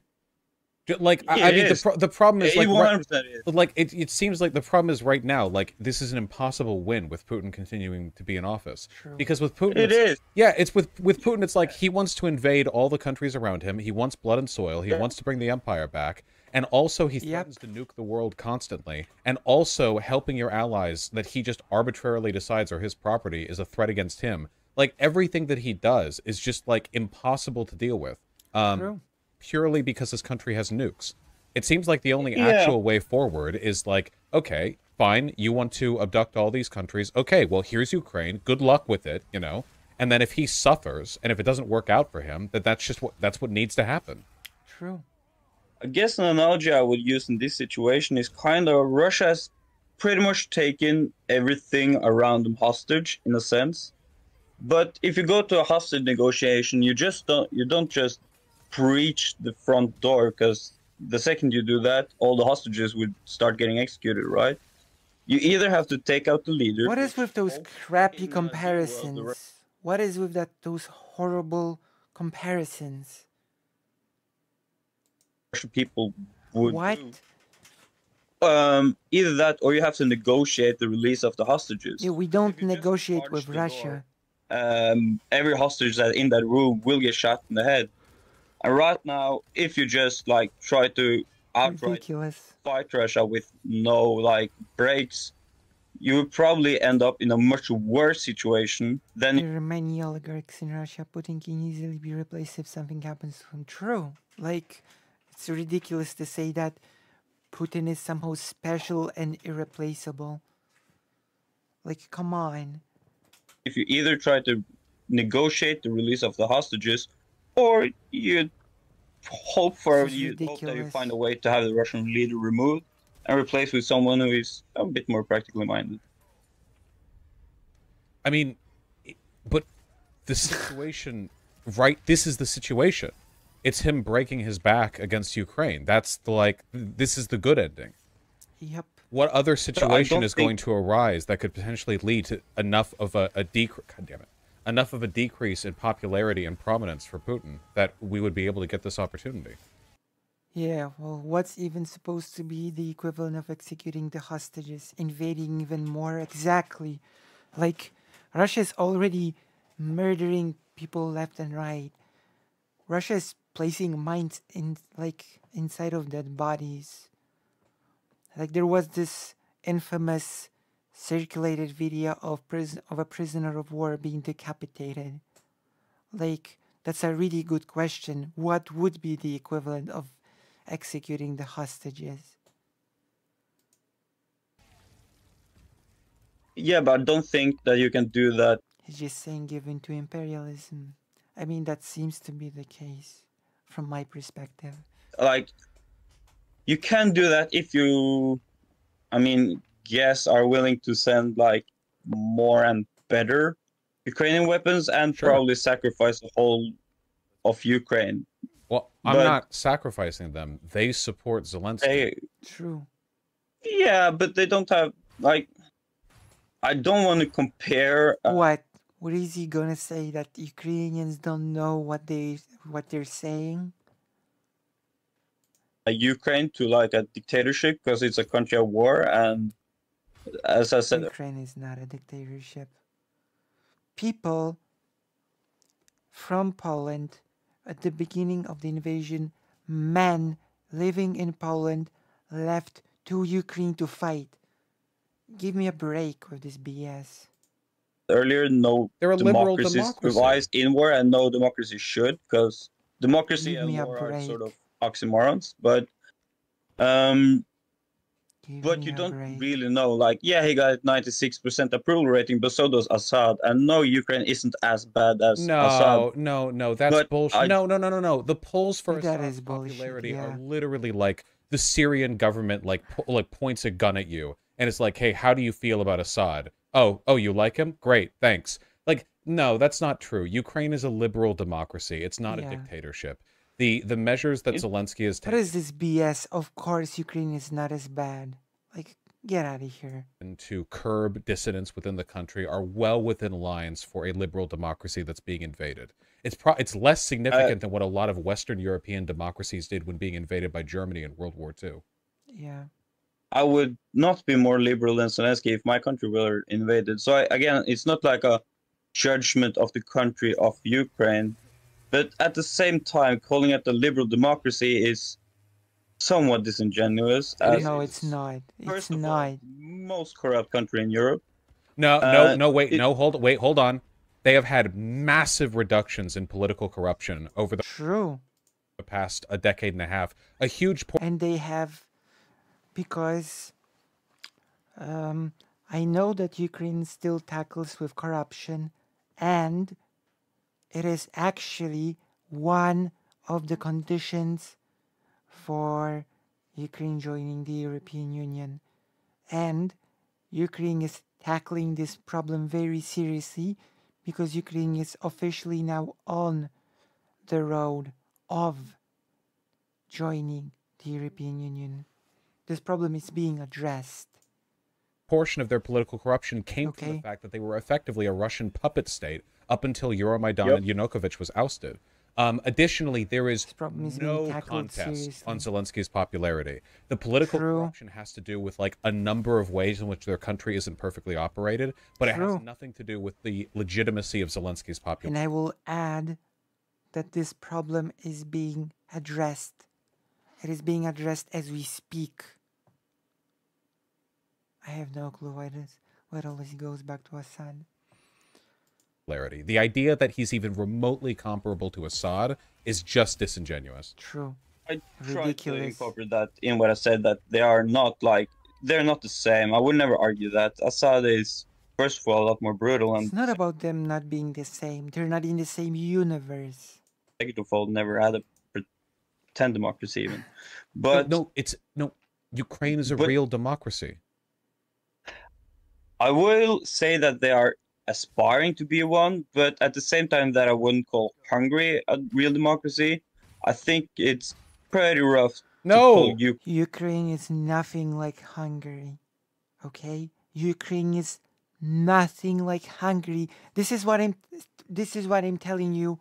This person has no clue what he's talking about. No clue at all. Ukraine a democracy. Orban is a dictator who's made massive strides to de-democratize his country and attack the press. True. Like Zelensky doesn't just make strides to attack the press. The free press does not exist in Hungary anymore. And if Karasukavka was here, she would tell us all about it. He hasn't. Where are you getting these comparisons from? True. Exactly. That's an excellent question. Excellent question. Where is he getting all those comparisons from? First of all, even though they have done strides against corruption, it doesn't really change the fact that it is an extremely corrupt country, and it doesn't matter. They are making strides, and they're making even more strides now because it's one of the big conditions to allow Ukraine to join the European Union. For example, reports of vast amount of small arms. And as Vaush has correctly pointed out, it has nothing to do with Zelensky's popularity. His popularity is legit. Leaving Ukraine because the general's selling them. or other. For example, Zelensky recently fired a ton of cabinets because they were all taking vacations while the country were at war. What does that Like, have to do with the while legitimacy of Ukraine his is popularity? infinitely... Wait, what? What is that? Your comparison was to Assad to imply that his popularity Oh was like yeah, a government of like because fabrication. first of all, if you, for example, try to in any way, like, obviously this is not a condemnation of Ukraine because this is what country does at war. Just it's what country does at war. But if you're in the opposition of Zelensky now, or try to, Why is this person so ignorant?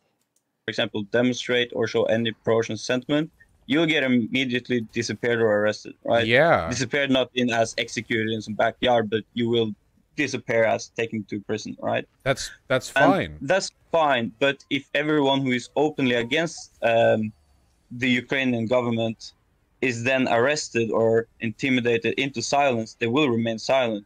So I don't think you can get a genuine pull out of a country in a brutal war for survival where the government is taking every measure to ensure that. The polling we have for support of Zelensky is not being done by Zelensky's government. That's the difference. No, it's not.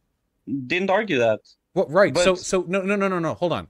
Anonymous polling being done for Ukrainians for their support for Zelensky is not like these people are worrying they're going to get disappeared if their anonymous answer comes back as no. The people who are being arrested by Zelensky's government are Russian operatives and people openly supportive of the country invading them.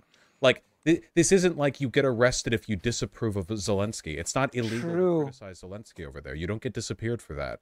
The parties that have been shut down were literally pro-Russian parties. People have been disappeared for being directly connected to Russia. I don't disagree with the decision to remove pro-Russian parties. We removed the Nazi party after World War II for obvious reasons, right?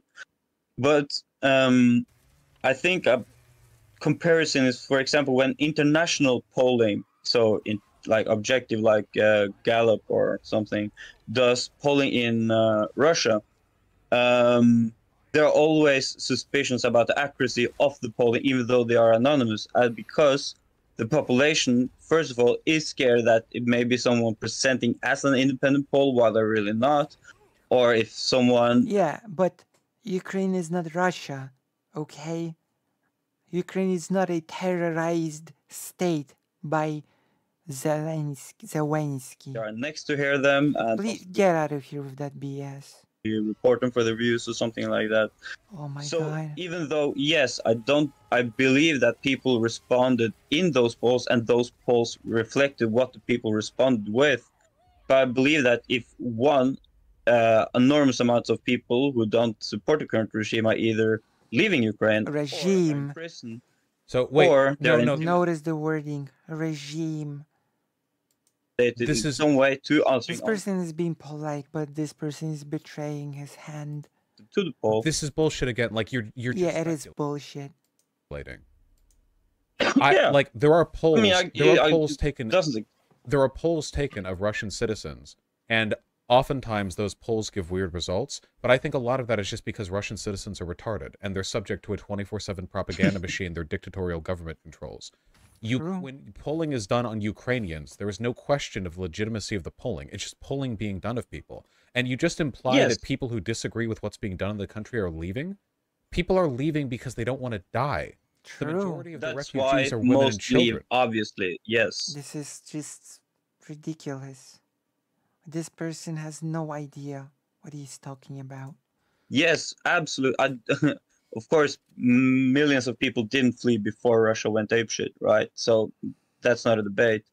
But also, if you are, for example, if you are extremely nationalist, if you are more, what you would say, patriotic, or a massive fan of the current regime, you are less likely to leave. And if you already... Why is he calling the Ukrainian government a regime, quote unquote? Dislike the current regime, you are more likely to leave. I'm sorry. I think this is nonsense. This began with an argument that you can't trust 94% support of Zelensky because Assad also has ridiculously high support. And now we've watered that down to maybe the legitimate polls that accurately recorded... This is ridiculous. Of course, this is nonsense. pure nonsense.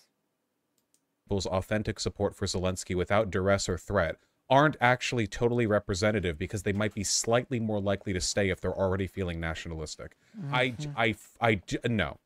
It's a liberal democracy. It has problems with corruption. I don't deny this, but the idea that, like, we don't have an accurate read on what the Ukrainian people want right now is wrong. We've never had a more accurate read on what people want during wartime. This is the most accurate we've ever gotten because polling's never been this good. We've never been this international, you know? True. Okay, but so you do genuinely believe that 94% of Ukrainians do support Zelensky? Yep. I think it's actually 91%. But yeah, why wouldn't they? I don't know. It's 90-something, but okay. I guess I'll disagree. It's impossible to get data to sort of like actually assess it, but I think it's a lot. Like, watch the video that I've made of Zelensky's visit to Poland. All the Ukrainians that live in Poland came to see President Zelensky. He's extremely popular. Okay? Things. Obviously, wartime president, especially in something like this, will get popular. I don't disagree that it is hugely popular. He's extremely popular. But I think that saying that someone, because a poll pointed that he has 90-something% favorability is sort of... I mean, do you have any evidence to the contrary? The idea that Zelensky is somehow unpopular? I don't think he's unpopular. I think he's hugely popular. I think that what I argue is that the polls are exaggerated. Like, obviously, it was super unpopular before Russia went apeshit, but yeah, in a wartime, a president will get hugely popular. I don't think so. Extremely charismatic in wartime. So I don't disagree that it is So is it real or not? Because I don't think the polls are exaggerated at all. All the evidence points to the conclusion that the polls are not exaggerated at all. Because I agree. I would say he's popular, but I would strongly. It would take a lot for me to believe, I guess, that he has 94, 91%. I don't doubt it. I mean, if I'm wrong or if he's still that. But maybe that's because I do have a clue on what I'm talking about, and this person does not. After the war, then I'll shut up, I guess. You should shut up.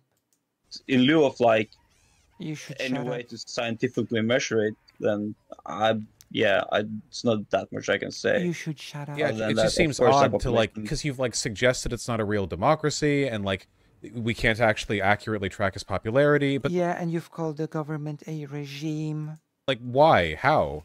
I mean, all the evidence I would suggest that it's not a liberal democracy due to the fact that huge parts of the same oligarchy that run the country under like Russian, pseudo client statism, are still running the country, are still owning vast swaths of the country.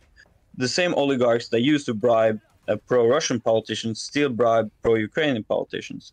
For example, Ukraine took hugely unpopular decisions with their dealings with the EU, like selling of farmlands to the EU, despite polling showing that the population was majorly against it. But democracies... Now, to that extent, I would probably not... I mean, maybe our definitions are dissimilar, but I would not call the United States a fully liberal democracy either. So maybe our perspectives are differently, because I live in social democracy, and maybe our standards are different. Well, we're talking about liberal democracy, and we that's liberals for you. I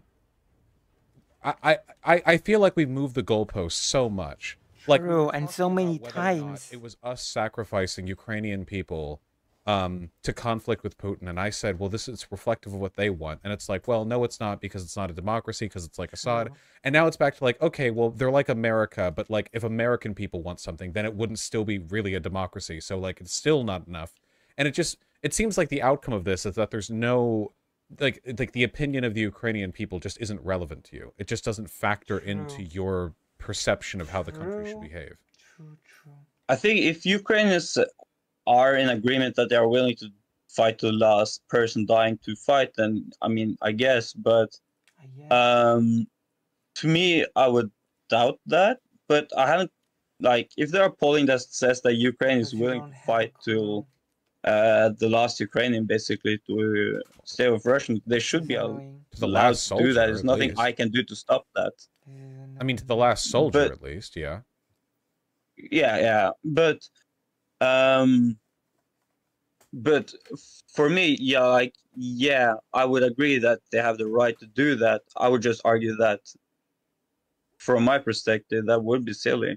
I would not Your be willing to perspective is sacrifice wrong. every single military age male in my own country to fight off. I would be willing to fight, but it's always a cost benefit analysis that has to be done. And I believe Oh, that it's so easy to say that from from a position of safety. It's so easy to sit there in your warm home and lecture other people on what is silly and not. the current rate of how things are going, So the simple. cost will start to highly outweigh the cost of fighting to, or not Oh outweigh the yeah, cost of for surrender, sure. but outweigh the cost of negotiations. But I believe that if I It don't is think so easy to call it a simple, pros versus cons analysis. negotiations will lead to anything. I think they're a total waste of time. True. Putin can leave if he wants to leave. True. yeah, but for example, arguing that you can't trust Russia would be like saying that you should never negotiate with the United States because of the Iran treaty, right? Yeah, well, But I that would first of still all, argue if that would be fair. Yeah, if for example, the United States like arbitrarily invaded a country for literally no reason. The United States had state media and politicians that were openly broadcasting a desire to genocide and murder your population, stating you weren't a real country and that you belonged to them True. anyway. And then we came out with a list of preconditions for negotiations, which basically involved you becoming our vassal state. I would not like pressure a country we were doing all of this to go like, come on, negotiate with us. Like, it's in your best interest. I would True. probably say like, yeah, obviously this is a complete waste of time. There's no reason to take any of this seriously. Like, you're being fought True. to annihilation here, and I think you should treat it that way. True. say if Vaush is correct. the United States invaded Venezuela, which it almost did under the Trump presidency, and Russia and China started pouring weapons in, right? I wouldn't argue. I would. I would argue that we should support the Venezuelans and that the Venezuelans are fighting the right fight and they should continue fighting and we should aid them in the fight. But I would also say that you should probably negotiate with the United States and see if you can reach terms that you are willing to agree on. I don't say that you agree with terms that are unacceptable. Obviously, you just don't agree to those terms. But I say that they should open This negotiations because already if they don't, happened. This sort of negotiations already happened. My God. the States military would probably turn Venezuela into dust, and the people who currently live there, although they're not in the best Unbelievable. shape from before, will be in immensely worse shape after the war. I mean, if you thought the United States was negotiating in good faith, then maybe. But outside of that, there's just no point. True. Well, with the current history of the United States negotiations, wouldn't you advocate for it?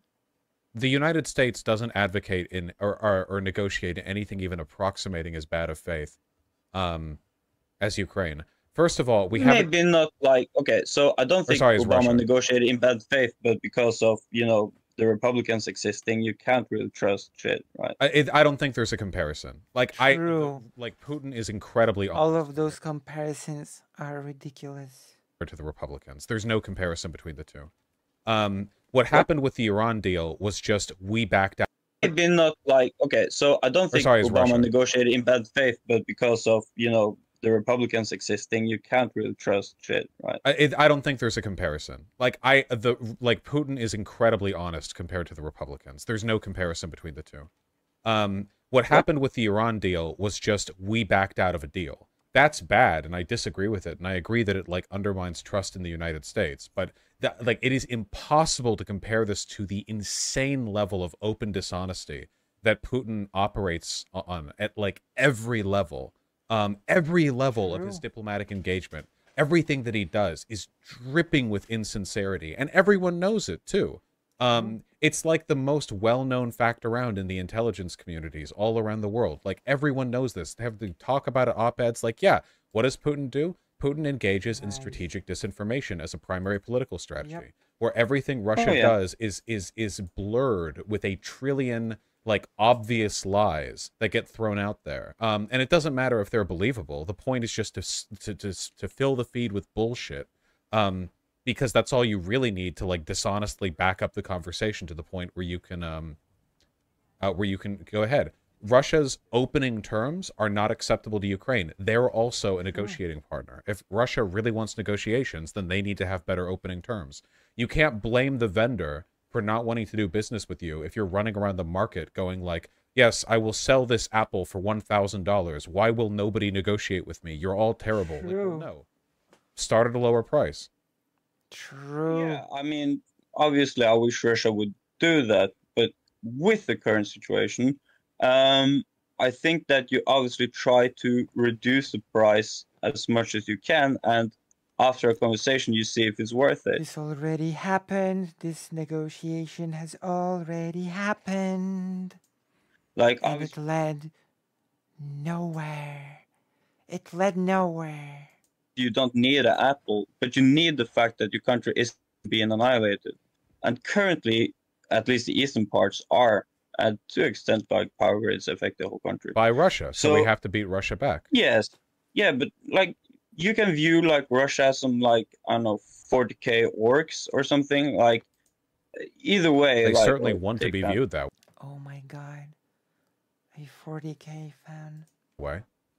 Yeah. So, like, even though they are, you either have to try to, you know, fucking, I don't know, buy them off. You have to try something, right? Yeah, well, because if the only trying a strategy option is, yeah, there was a negotiation. It went nowhere. Have people forgotten? Maybe Ukraine ceased to exist as a historical entity. I don't think that's a good idea. Or just wins. They could win. True. But what if they lose then? If they lose, then they lose. But I don't think any other option was ever viable. And I think our responsibility is to give them the best possible shot for winning. True. But right now they're winning. They're gaining territory. True. Yeah. I mean, Russia started rolling out the T. What was the T-54s recently? Yeah, but that's, well, so in military terms, it's not the most super important thing to like debate. But they were replacements for artillery. I saw one person argue. I haven't done like a full like multiple source reading on this, but they have to replace their artillery, so they're using. I don't think you've done much reading on anything. T-55 as a placeholder, but if they actually pull them into warfare, they will just vanish. So, I mean, yeah, I'm not saying that Russia is in like it's not the superpower that we thought, but still remember like the Russian T-90s, for example, which they still are producing, and will probably stop selling to India and use themselves instead, are some of like the good tanks that are currently being operated around the planet. I think it's first of all, if you gamble on a complete victory or complete defeat, you can argue based on odds and consequences that might be worth it. But I'm not that much of a gambler, so I would probably argue that. Well, it's none of your business, to be honest. You're not gambling anything. To be quite frank with you, you're just speculating on a country from a position of safety. You're not gambling anything. It's easy not to be a gambler in such a situation. Very easy. You fight, we keep fighting, and we keep giving Ukraine the support it needs to continue the fight, and preferably more, because it's very easy to be such a Schrodinger's gambler. Right now, we just give them weapons to like keep the status quo, more or less. But without that, would probably be a better strategy to negotiate and see if there are ways to end the war. Because if you just turning to mindless slogans, just negotiate, Farhead. Just negotiate. If you want to fight to annihilation, I mean, it's heroic. but mathematically, it seems like it's the worst option. Okay. I think that empirically you're just like completely wrong on this. True.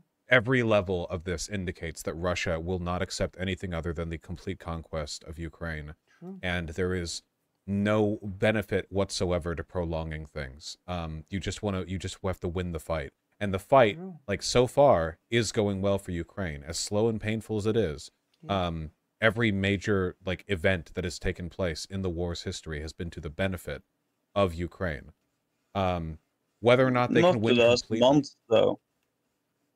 Not the last. What? The last month has been like skirmishing over the border. We're talking about movements on the line of conflict of like a couple of miles at most. True. Not like Bloodiest battle of the war is currently ongoing and has been ongoing for a while in Bakhmut, right? how many soldiers has Russia lost failing to take Bakhmut? They have surrounded the city, or like strategically surrounded it. They surrounded technically. Kharkiv.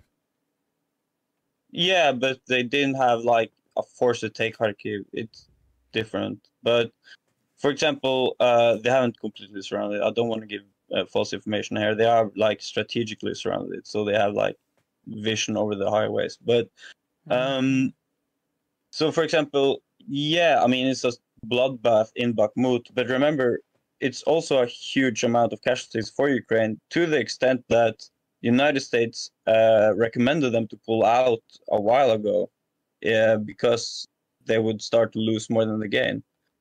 But probably it's for a strategic reason. They want to surround the Wagner force, probably.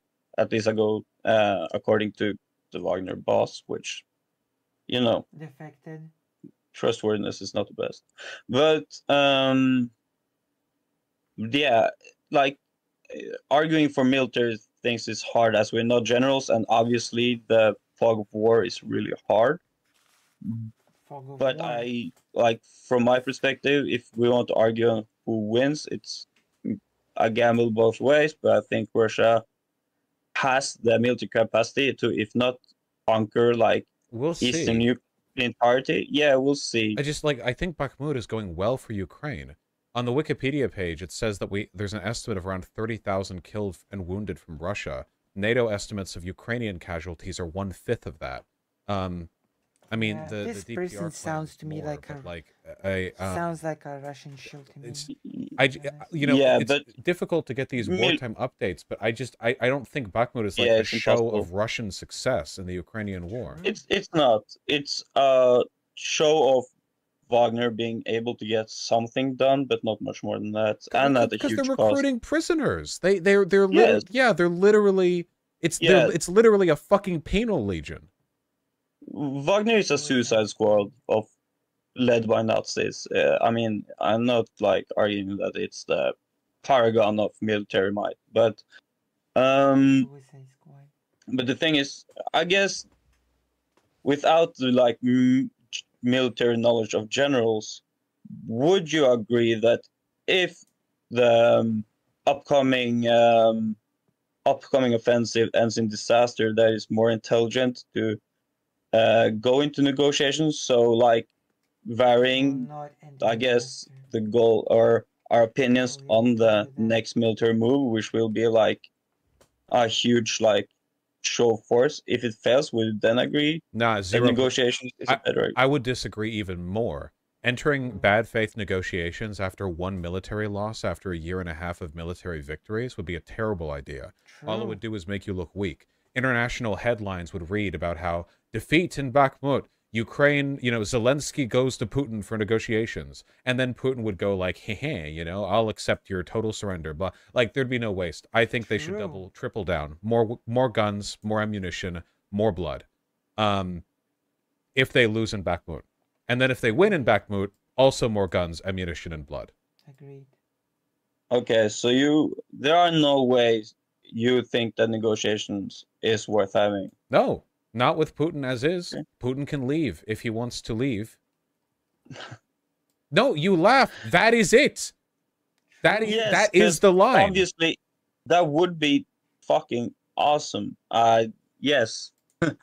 But you and I know that there is 0% chance that happens so long as he lives. Then maybe he'll kill himself, or maybe the country will collapse. That would maybe, be nice. Maybe there will be an invasion of the Kremlin by a bunch of political dissidents. Maybe the other oligarchs will see that their wealth and their international prestige is being crippled by Putin's bloodthirsty ego-mongering, and they'll have him ousted or killed.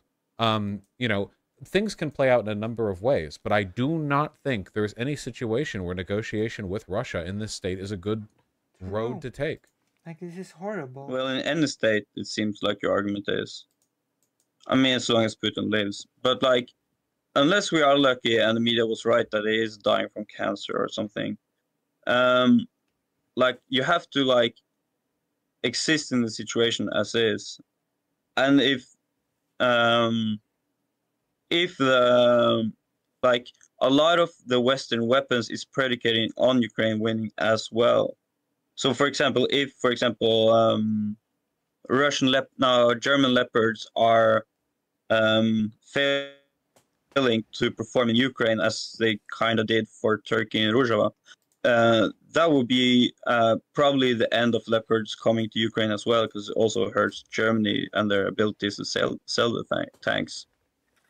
So, like, if Ukraine fails Bakhmut, and of course I can't predict the future, this is just an analysis of the information like that I have.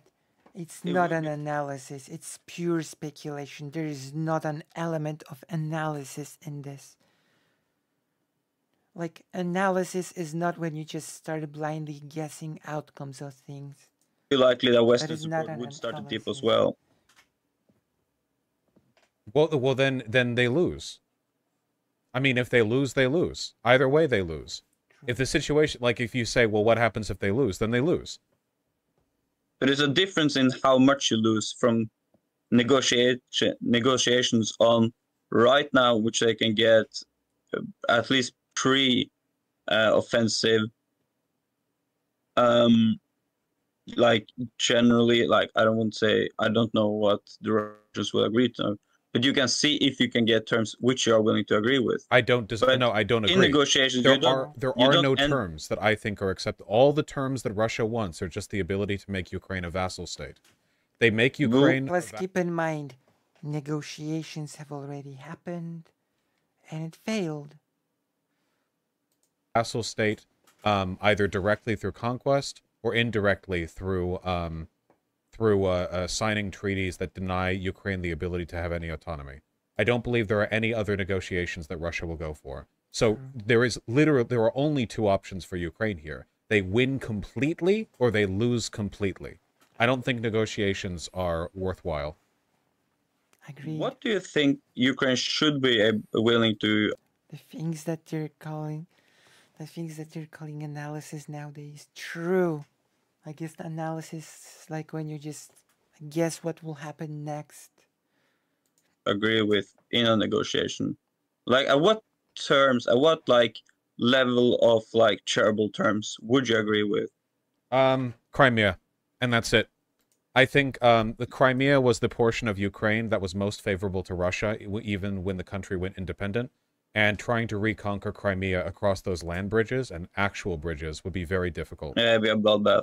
I think if they came to an agreement and it was Russia retreats entirely, Donbass, EU, NATO, the whole 9 yards for Ukraine, but Crimea remains a part of Russia, I would think that an acceptable term. Ultimately, it's up to Zelensky. If Zelensky wants to put forward, you know, okay, we'll clear this and you can keep the Donbass as well, but we join the NATO and the EU or whatever else, you know, that's up to him. But I think the Crimea would be an acceptable loss, as long as Ukraine was swiftly joining the EU and NATO and such later. Yeah, and semi-autonomous region so semi-autonomy, like Donbass remains a part of Ukraine, but they have, like, sort of more liberty to do, for example, certain trade or something. No? No. Areas are conquered by Russia or they are not. No part of Ukraine, no part of something that is not Russia will be dictated to by Russia. True. Not dictated to, but they will have, for example, the fucking over talked about language laws or something like that. No. Like, hey, yo, you can speak Russian at restaurants or some shit. You can do that in all of Ukraine. Well, I don't remember the specific portions. Like, you can't speak Russian unless it's okay for the customer if you work at a restaurant. Was that the rule? I don't remember exactly. No, the Russian language law was something they blew up to genocidal proportions, but it was like nothing. It was like Ukraine. Yeah, it was literally obviously. like it was literally like if the U.S. made English like the national language. Oh, it was beyond that, but I remember correctly, so I'm not going to argue because I might be wrong. It made Ukrainian compulsory in a bunch of spheres of public life. Basically, like if you were going to do customer service work or you going to teach or whatever else, you had to be able to speak Ukrainian. I don't agree with the law, by the way, but anyway, no, I would not accept an autonomous region. I assume not. Yeah, because the thing, like, yeah, I guess.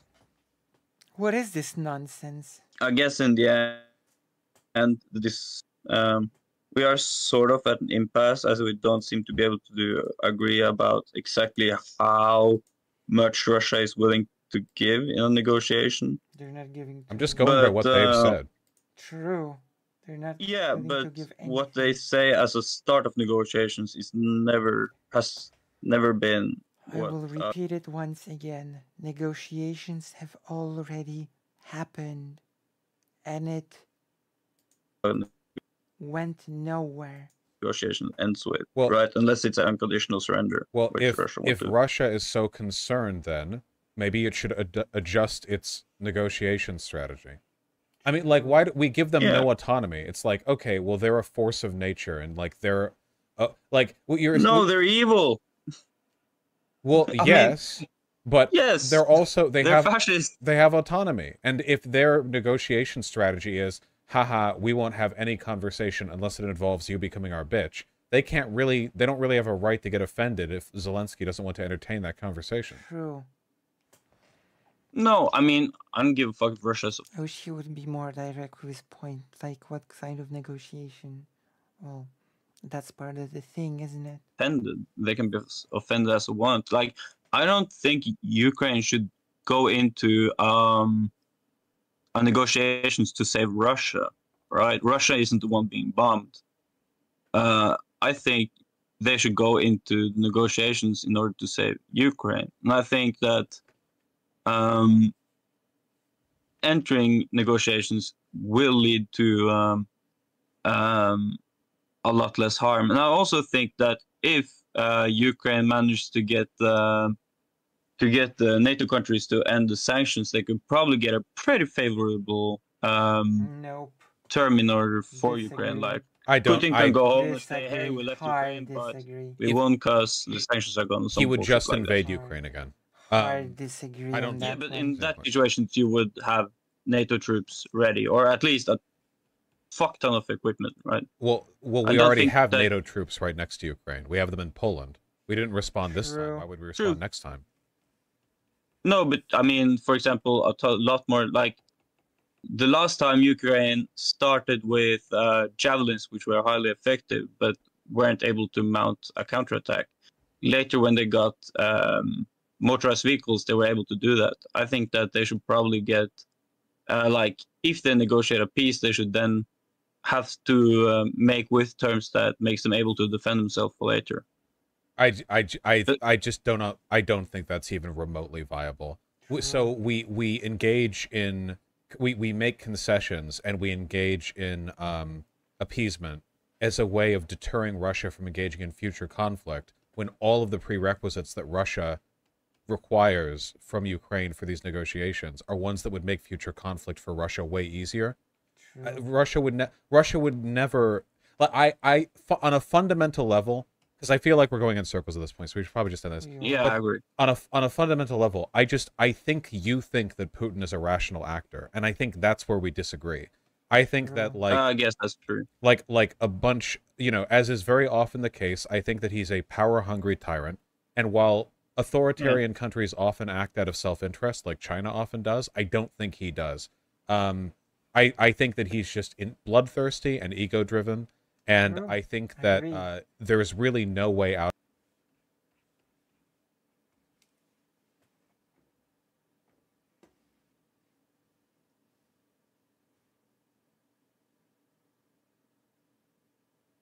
of this without him being ousted in some fashion.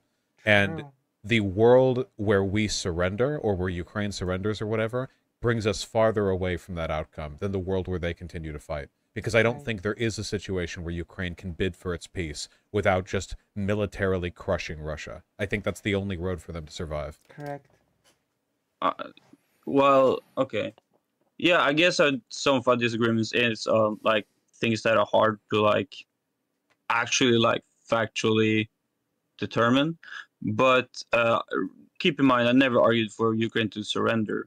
Only negotiations which they Yeah, you themselves just would argue for Ukraine to give something up. That's it. You don't want them to surrender. You just want Ukraine to give something up. be willing to agree on, but they should try to enter negotiations. But yeah, I guess we sort of went at an impasse. While I don't think your arguments are super bad, I think that I think um, I just think basically the difference is what we think Ukraine will look like after the war, and the amount of rationality that exists left in Putin's mind is also sort of what we disagree on. Yeah. Well, we'll see how things Well, play out. see you. All the same, Yeah, for I sure. Wouldn't want to be you. I enjoy the conversation very much. I appreciate you coming on. Oh, me too a lot. And by the way, I I'm really not appreciate sure. your advocacy. It's I started watching YouTube politics in like 2015 or something, and it was a nice time when a or anarchist finally entered the space. And anarcho-NATOists and the like. Well, we'll see how things go. Anarcho-NATO. We'll see how things go in Bakhmut, okay? Well, Oh, We'll see how many Russian heads get stacked up. All the same, yeah. I appreciate the conversation. Thank you for coming on. Me too, and thank you for advocacy. Have a good one. Take care. bye bye. Not Take care. sure I enjoyed it as much, but All right, that's our Ukraine war conversation quota for like a good solid 2 months. Whew. I think it's mostly a rational actor theory thing, you know? It's the idea of like no matter how bad things may seem, like people are always acting what they perceive to be the best interest of their country, so there's always like an underlying logic, and I disagree. I think that in a lot of ways that belief can actually lead to a lot of apologia, because when bad leaders do bad things, you have to sit back and kind of wring your hands and go like, oh, okay, you know, like the Iraq War, right? I don't think people apply that to the Iraq War or like Cheney and Bush or whatever. Like, yeah. you know, even the most cynical leftists will usually acknowledge that, you know, you can talk about no-bid government contracts and Halliburton or whatever, but in terms of to the benefit of the country, the Iraq War most certainly was not. It didn't benefit the country. It was just an enormous waste of human life and of money, you know. But if someone was like, well, I disagree with the Iraq War, and you were like, ah, well, you know, there's a reason. He wasn't defending Putin, by the way, guys. He wasn't like pro Putin or anything. It's the belief that basically like he's a force of nature who's acting in accordance with what he believes to be the best interests of his country, and therefore like you can't do anything about that. So you have to change the factors you can control. But I don't think negotiations will lead to anything, and I think the only way forward really is basically Putin being out of power. So a useful idiot, in other words.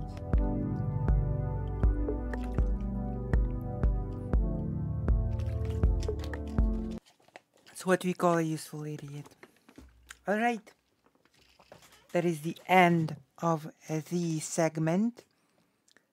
Thank you all for watching. If you've enjoyed this, press like, subscribe, the bell, and all that. Become a Patreon. Maybe become a subscriber. Maybe throw a few dollars my way. And that's it when it comes to this segment. Thank you very much. Alright. My brain has been turned too much. Well, it's been a long time, and since my throat is still not fully recovered, I think we've done a lot today. It's been like 3 hours of stream. Let's read a comment. If that's how you're supposed to start a negotiation, then there's a starting counter offer for Russia. Putin goes out the window, plus Ukrainian CCP both split Russia 50-50. True. True. So basically, we're gonna finish for today. We're gonna continue next time. I hope you have enjoyed today's stream. I will be seeing you next time, and look forward to videos that will be coming out in the near future. Okay? See you. Thank you all. Thank you all very much. And I will be seeing you on the next stream. I'm really glad that we were able to create all of the new emotes today. So bye bye, and I will be seeing all of you very, very soon. Love and solidarity as always.